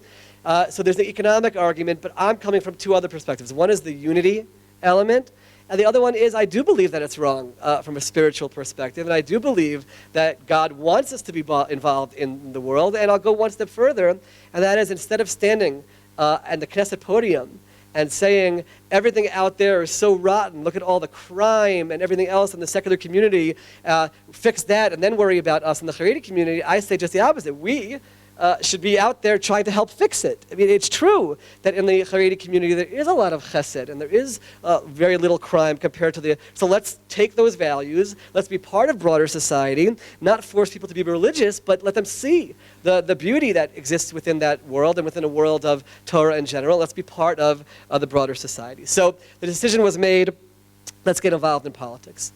The last name on my radar screen when I thought about getting involved in politics was Yair Lapid. All I had heard, and I emphasize that word heard, that's an important lesson in all of this as well. All I had heard about Yair was negative. Yair is anti-Haredi. Yair is anti-Torah. Yair is anti-religion. Okay, Yair is an anti-Semite. These are the things that you hear just through the rumor mill. I didn't know him at all at any level. And then a very good friend sent an email with a link to a speech which all of you, if you want to understand a little bit about Yair, I definitely recommend that you watch. It's Yair Lapid at Kiryat Ono. This is before Yair went into politics, actually. He gave a speech to Haredim who were in a college program at Kiryat Ono. And he said 2 words which were very powerful, and they ring in my ears every single day, especially when I'm in the Knesset. And Yair looked at this group of Haredim, and he said, Atem nitzachtem. He said, you won. And then he explained. And he said that when the State of Israel was founded, there was an absolute battle over what kind of country we were going to have. The secular founders of Israel, and I want to emphasize, people who I revere for their initiative, their courage, and their vision, there's no doubt that an overwhelming majority of them wanted to have a very secular Israel, sort of a new Judaism devoid of Torah and mitzvot, which possibly we needed in the exile, but we don't need in our new existence in Israel. Whereas the religious community fought against that and said, no, our reason to be here is based on God and based on Torah and mitzvot, and there was a battle. And Yair said, Atem nitzachtem, you've won.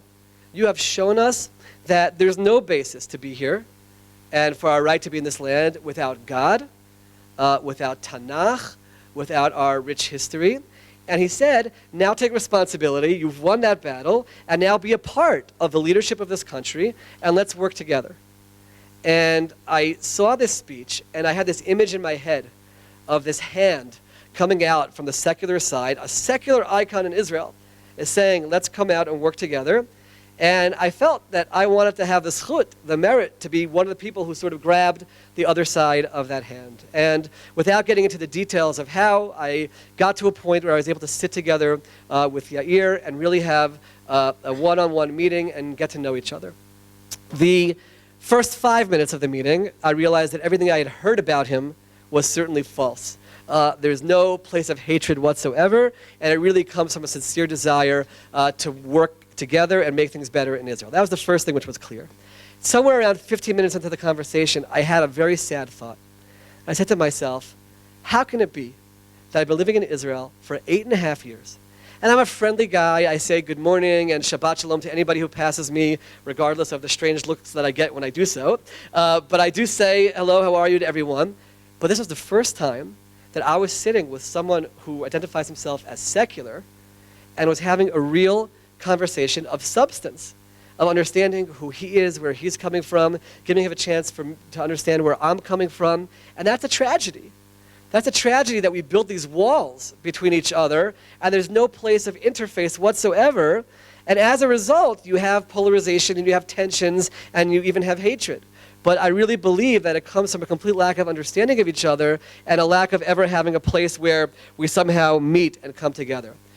So I accepted upon myself to open a branch of Yesh Atid in Beit Shemesh. Not an easy task at all.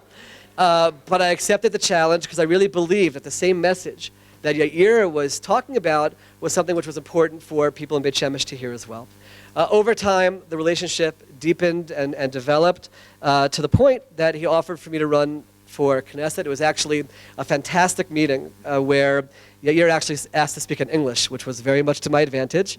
And we talked about very real issues because before I signed on to be part of the Yesh Atid list, I wanted to know that I was comfortable with everything that Yesh Atid was going to move forward with, and yet Yair certainly wanted to know that he was comfortable that I was going to be a partner every step of the way. So we talked about very real issues. We talked about religion and state issues that no one has been addressing in this country. We talked about the draft issue, which was approved today by the government. We talked about general studies. We talked about a lot of very important issues. And we looked at each other in the eye, and he kept to his word, I kept to my word. He told me I'd be number 17 on the list. I did not think in any way that was realistic, and I was fine with that. I figured after the elections we'd get our 10 seats or so, and I would have a role to play in terms of representing the moderate ultra-Orthodox community in the Knesset. That's really what I felt was going to happen. Within the party, I'd help develop some of the programs. During the campaign, remarkable things started happening. The first step was Yair reaching out and naming Rabbi Shai Peron as number 2 on his list, something which Yair took tremendous flack for from the secular community, reaching out a religious rabbi as the number 2 in your party. What are you doing? And Yair said, no, that's exactly what I want to be doing, because going out of my comfort zone is exactly what we have to do. We can keep fighting together for the next 500 years, or we can say we agree about 80% of the issues, let's move forward on those, and on the 20% we disagree, we have to sit around a table and we have to talk them through, and all sides have to make compromises, and it's not going to be 100% for anyone, but we'll find a way to work together. Rabbi Shai Peron received tremendous flack in the religious community, joining with Yair Lapid. How can you do that? And he said, that's exactly what I want to be doing. That's exactly the message, and that's the way it went on throughout the list. I was so proud personally to be on a list where 8 out of the top 16 were female, and we're so proud that all of them are in the Knesset. It's the first time in Israeli history.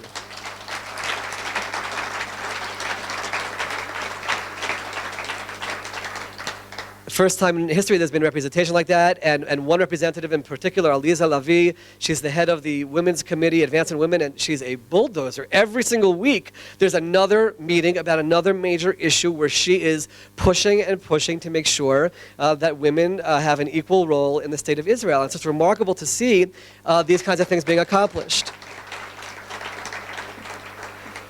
During the course of the campaign, something which a lot of people don't know, we as a party had events. Just the 20 of us, actually it was. It's amazing that we ended up with 19. 20 of us got together, no press, no politics, just to get to know each other. Remarkable, remarkable events. One in particular, which I'll never forget, it was the first one that we had. It was at Yair's house. And I'll be honest with you, at that point, I still wasn't 100% comfortable. I was still nervous, right? When is something going to happen where I just feel, okay, I should not be in this situation? And I was nervous about it. I was trying to be courageous, but at the same time, you're always nervous. And I thought that moment was happening at the very end of this event at Yair's house. It was a great event. We played all kinds of get-to-know-each-other games and things like that. It was just great because it is important to be a family. It is important to have unity together in a party because otherwise, things start falling apart. Everything which everyone assumes is going to happen about Yesh Atid, right? A new party, new centrist party, it'll last one time and go away. So we're working against that by being together as a family. At the very end, Yair says, everyone gather around in a circle. I said, uh-oh, here we go. I don't know what's going to happen right now. And a very prominent Israeli singer gets into the middle with a guitar. And all of us sing together to end the night, Yesh Atid, the anti-religious and anti-Torah party as it's portrayed out there. We stood in a circle and we sang Adon Olam together. And that's how the night ended. And that was one of those moments where I said to myself, this is amazing. It's amazing to be part of this. We're all coming from different backgrounds, different levels of religiosity, different understandings of exactly what Judaism means to everyone. And yet, here we are together with one thing which does unify us together, and that is Adon Olam. And that shows how we can work together. And there are unifying factors, and that was certainly one of them. We decided during the campaign to talk about religious issues. I, in particular, bonded on a very close level with Yael German, who's now the health minister. She actually initiated it. She wanted to understand. She comes from a very secular background. She was part of the Meretz Party originally. And she wanted to understand what is the yeshiva world all about? Why is Torah learning such an important value? To understand more. And that's part of getting along is also understanding each other. And I took advantage of the opportunity to understand what is it like to grow up in Israel and what's your vision for Israel as a secular Jew in Israel? What does a Jewish state mean to you? And we talked about these issues. Rabbi Shai Perron and I decided to have a conversation with the females in Yesh Atid. I grew up in Silver Spring, Maryland. My father, of blessed memory, was a judge in the federal government.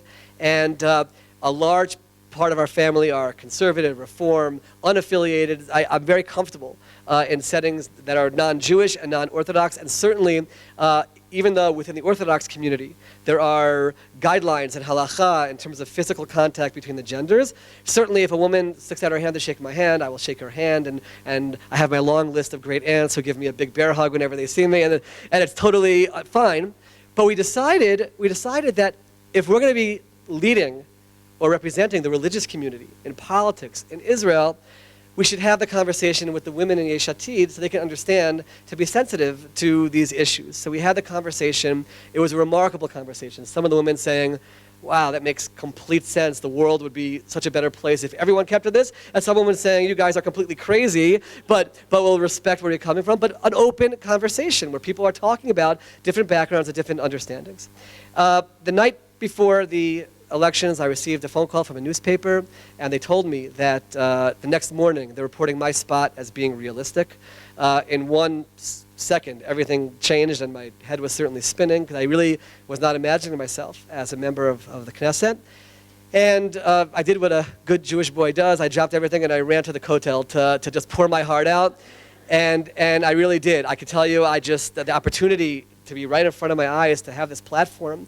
And I actually sent an SMS to Yair from the Kotel. I've talked very openly with Yair about theology and God and prayer and all these topics. I sent him an SMS. I said, Yair, I'm at the Kotel. I'm praying for you. I'm praying for the party. I'm praying for myself. I was number 17 on the list. Boaz Toporowski was number 18 on the list. And Yair is always responsive. Here he sent back a very quick response. And he said, Dov hayakar. I'll say it in Hebrew first and translate. He said, Itcha kfar sagarti, achshav ani oved al Toporowski. He's like, you're a done deal. You're in. Now we're working on number 18. And the next day, you really felt that in the air as we traveled around to the polling places. You actually saw it in two parties. The Labor and Likud were very, very quiet. And in Yesh Atid and Bayit Yehudi, you really saw a lot of excitement. Now, there's no doubt that on a base level, you have two new ideological leaders, young leaders. That's part of it. But if you think about it for a moment, Yesh Atid is essentially a secular party, which said we're bringing in people who are religious.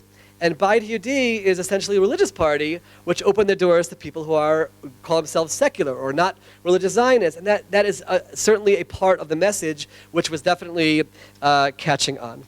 Election night, and this is a story which, for me, captures it all.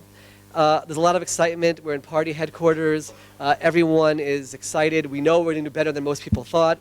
And I always say that now I entered into the Knesset, I have a brand new appreciation for the wisdom of the founding fathers of the United States and the system of government which they created, separation of powers, checks and balances.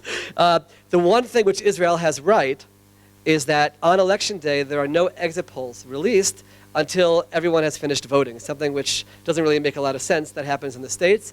So at 10 o'clock at night, we're going to see the results. And there are 3 screens in the front of the room, Channel 1, Channel 2, and Channel 10. And we as candidates are standing in the front row, and we're going to see the results. And at 9:58, I turn to my right, and who's standing there? Yael German is standing to my right. And I said to myself, in 2 minutes, we're going to see great news on these screens. And Yael, meaning absolutely no malice whatsoever, just on instinct, Yael is going to give me a massive hug. That's going to happen. I said, okay, usually that's, but I said, but next to all 3 of these screens were TV cameras and newspaper cameras from every major news outlet. And tomorrow morning, all across Israel, the Haredi in Yesh Atid, who's preaching that we can be part of Israeli society without sacrificing anything religiously, there I am in this big hug with Yael German, and that's it, the game is over. But I said to myself, I respect Yael too much to say anything about this. It's not fair at 9:58 on election night to bring this up. I put myself in this position. It is what it is. It is what it is. So 10 o'clock on the 3 screens, we see 19, 19, 19, way beyond what we had expected. We're the second largest party in the country. There's absolute pandemonium in the room and celebration. Yael turns to me exactly as I knew she was going to do. She turns to me and she goes like this.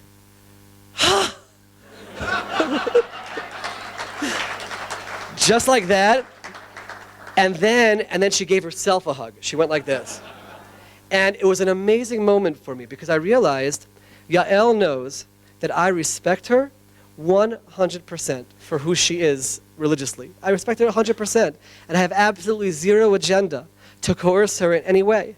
And as a result, on instinct, this wasn't thought out, on instinct, she was able to completely respect me, where I'm coming from, and that is very much the message, and that was a moment where I realized that this is possible. We just have to be willing to sit around the table together and work together, and even though it could be uncomfortable at times, and even though it does mean compromising, even though it does mean it's not going to be 100% the way I would want it to be, but at least we can work together and make progress. Yair wanted us to tackle the issues of religion and state. When that pilot said, "I'm here to take you home," he didn't look around the plane first and see, let me see, are there Haredim here? Are there Orthodox here? Are there conservative here? Are there Reform here? Are there sect? He didn't do that. He had a plane full of Jews who were flying to Israel, and he said, "I'm here to take you home." And it has to be a home where everybody feels that it's their home, and where nobody is forcing their way on somebody else. And that's very much what we're trying to accomplish in Yesh Atid. As a Knesset member, you have to divide your time amongst many things. A major part of what I'm working on does relate to the Haredi community, and most of it is done below the radar screen. Because if you look for headlines, unfortunately, the way the community works, a lot of those initiatives will be torpedoed. And therefore, it's not something which we're going to the press with every time we have a success, but it's a large part of what I do. And people would be shocked to know how many Haredim meet with me. Some of them look both ways before they go into my office to make sure no one captured them. One even asked me, are there security cameras in here that people could be looking? That's the fear, just to understand where the community is coming from. But there are many people who do want to make progress, and it is very much a bottom-up type of initiative which we're working on. And I'm very happy to report that after 5 months of working on this, God willing, on Rosh Chodesh Elul, in about a month from now, a month from tomorrow, there are going to be 7 Haredi yeshiva high schools who are signing up to be part of a public school system. We have Mamlachti Chiloni, Mamlachti Dati. There's going to be Mamlachti Haredi.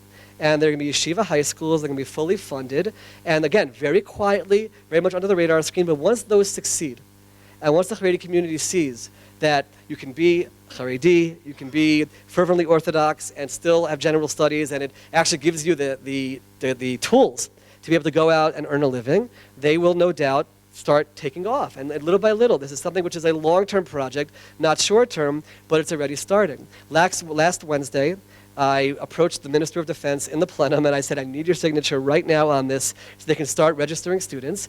And he signed on the first Haredi Hesder yeshiva, where it's Haredi boys, Haredi Rosh Yeshiva, and they're going to be in yeshiva and serving in the military. And they'll be serving in the military in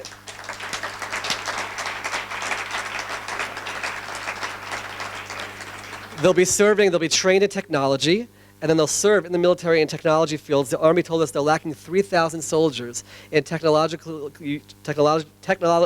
units, and then they'll have a trade afterwards, which they can then go to work. And so on and so forth. Numerous projects, and I could go on in terms of the list, but to give you a sense of, we're working very hard to slowly bring the Haredi community and reach those voices who want to help and become a part of Israeli society. I personally am working on laws where I'm trying to break down barriers. So we sat down as a staff, and I figured what laws can unify everyone together. And when I say everyone, I mean Haredi and Chiloni and everyone in between, and Jew and Arab. So we're working on laws that relate to Tsar Balei Chayim, the mistreatment of animals, where everyone can say, you know what, we agree about this. We're using laws about the environment, where everyone can say, we agree about this. Because when I ask myself, how are you defining ourselves as a Jewish state?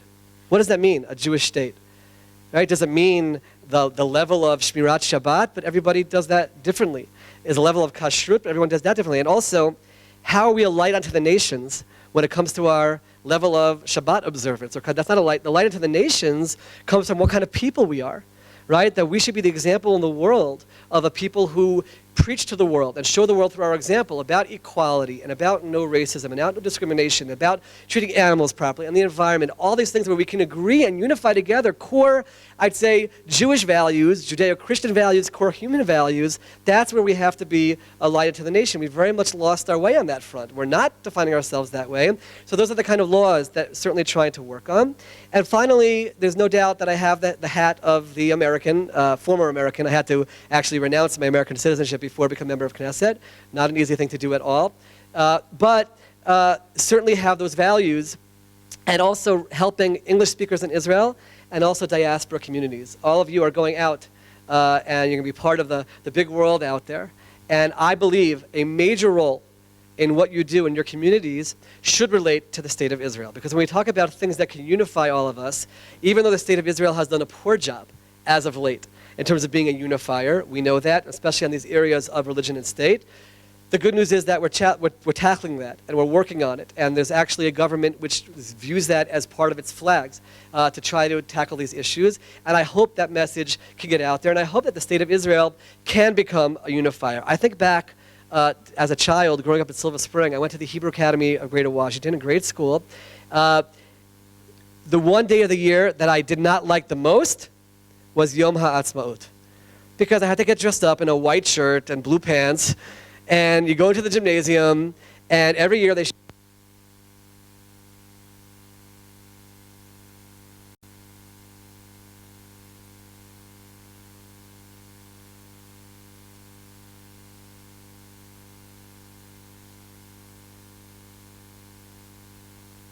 which excited us about Israel, and we saw no purpose in terms of what does that mean to me? People planting orchards in Israel. Thank you so much.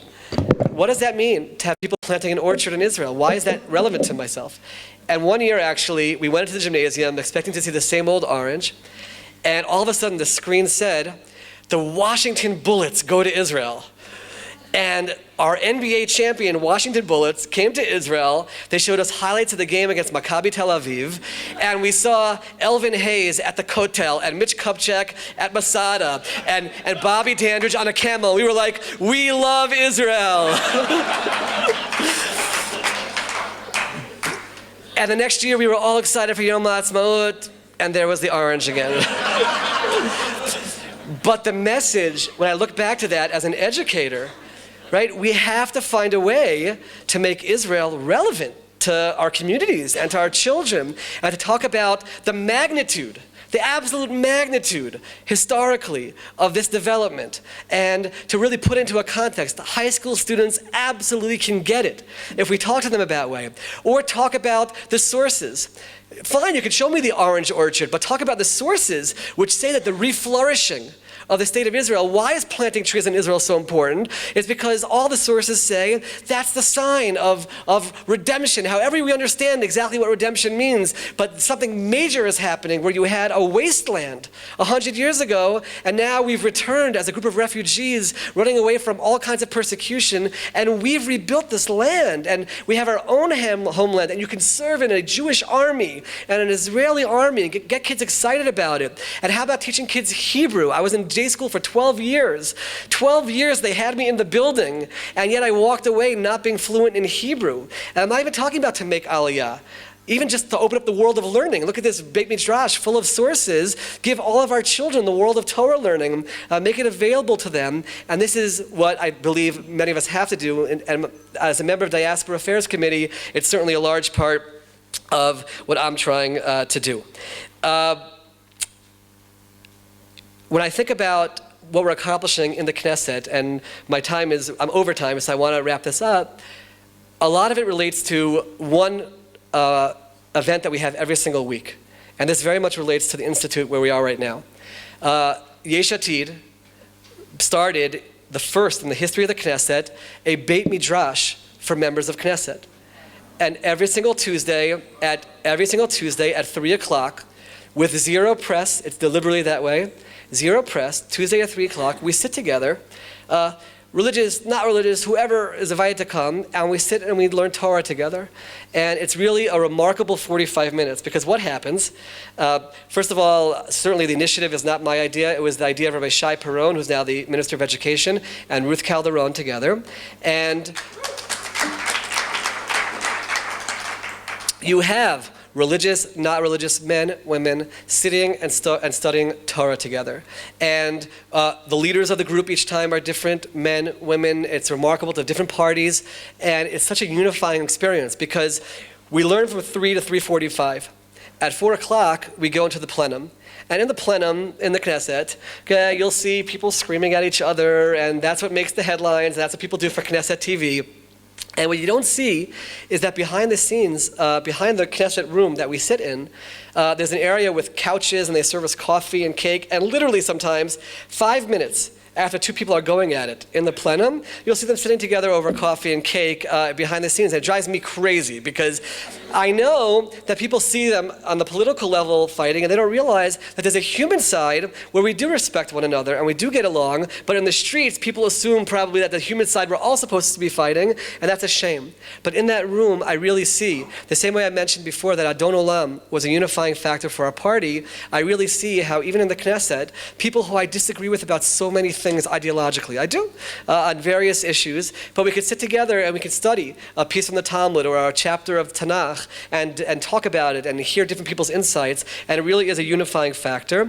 Ruth Calderon and I decided to start a Knesset task force to sort of bring that message out to broader Israel and to bring together people from various backgrounds and study together. Nothing political, no one's forcing anything religiously. We'll come with sources, they'll study together, and then afterwards the two of us will lead a Torah study session. We hope to start that, God willing, in the fall. But that's what this is all about. It's about talking to each other, finding those unifying factors, focusing on what unifies us instead of focusing on what pushes us away from each other. Having a rabbinate which views its role as solving problems or finding solutions instead of creating problems. That's the notion of what we're working on right now.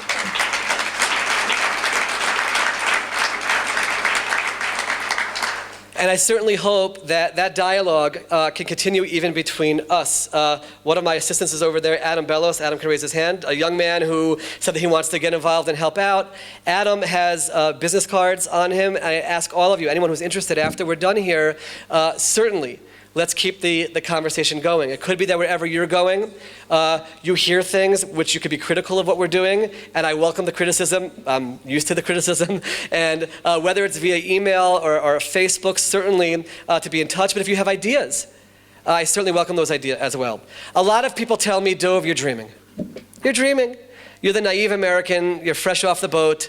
In Israel, this is the Middle East, we're hardened by our ways. You're not going to be able to change this. So first of all, we already see the changes happening. That's first of all, that's the good news. But second of all, as far as I understand it, we have to try, because the moment we say we're not going to try, the one thing we know for sure is we won't succeed. But I'm going to go one step further, and I end with this short story, and I hope you hold on to this story wherever you're going in your next step in life. When I was a young kid growing up in Silver Spring, a few times a year, we would go to the Soviet embassy in Washington to demonstrate on behalf of our brothers and sisters behind the Iron Curtain. Certainly a remarkable period of time for world Jewry, and especially North American Jewry, rallying on behalf of fellow Jews who were either languishing in Siberia or just refused next, they're not able to make Aliyah. One of those times, I remember it vividly like yesterday, they gave us signs. Usually we sang Am Yisrael Chai and had all these chants that we would say. We had a silent vigil. We just stood there in front of the embassy. And I was given a sign, this 13-year-old kid from Silver Spring, who the truth is at that time, the only thing that really mattered in life were my Redskins and my Orioles and the like. And I wasn't thinking about world Jewry, but I was a good kid. I went to the demonstration, and I'm standing there with a sign. And my sign said, "Free Yuli Edelstein." That was my sign. Tomorrow afternoon at 4 o'clock, I'm going to go into the Knesset chamber, decades later, as a member of the Israeli Knesset, and sitting in the front of the room, in the big chair, is the speaker of the Knesset, Yuli Edelstein. So no one's going to tell me not to dream. David HaMelech said, Shir HaMa'alot B'shuv Adonai et Shivat Zion Hayinu Kicholmim. We're like dreamers. This whole thing is a dream. 70 years ago, my grandmother, may she continue to live and be well, 70 years ago, my grandmother was languishing in Auschwitz. And 2 months ago, she came to Yerushalayim and visited me in the Knesset and was sitting in my Knesset office. And she sat there and she said, "This can't be. It can't be. This is a dream. This is a Jewish state, a Jewish parliament, my grandson, a member of that parliament. This is a dream." So, yes, I'm dreaming, but we have to dream. The people who started this state were dreamers, and they saw it through, and it has its positives and its negatives and its moments of challenges, and that's the way any revolution happens, any change. But we, in order to succeed as a people in this country, we have to find a way to make it a place where you're going back home, where it's the home for every single Jew around the world, and I'll add, where we can also get along with any non-Jew who wants to live here as well. This is something which is our mission.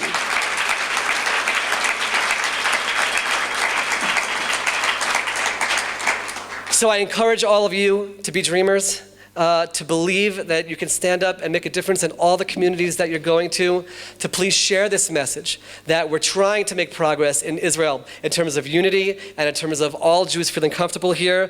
Let's dream together. Mazal Tov again. We're so proud of you and your accomplishments, and let's get together at happy occasions.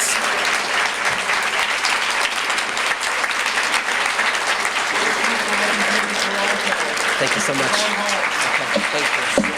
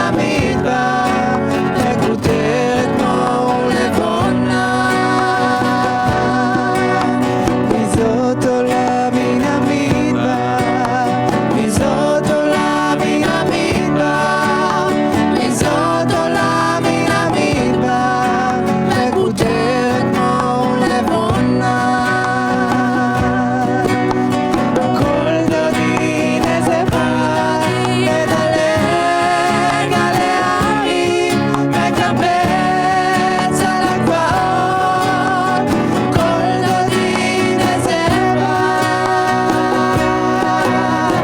כל דודי נזבה, מדלג על ההרים, מקפץ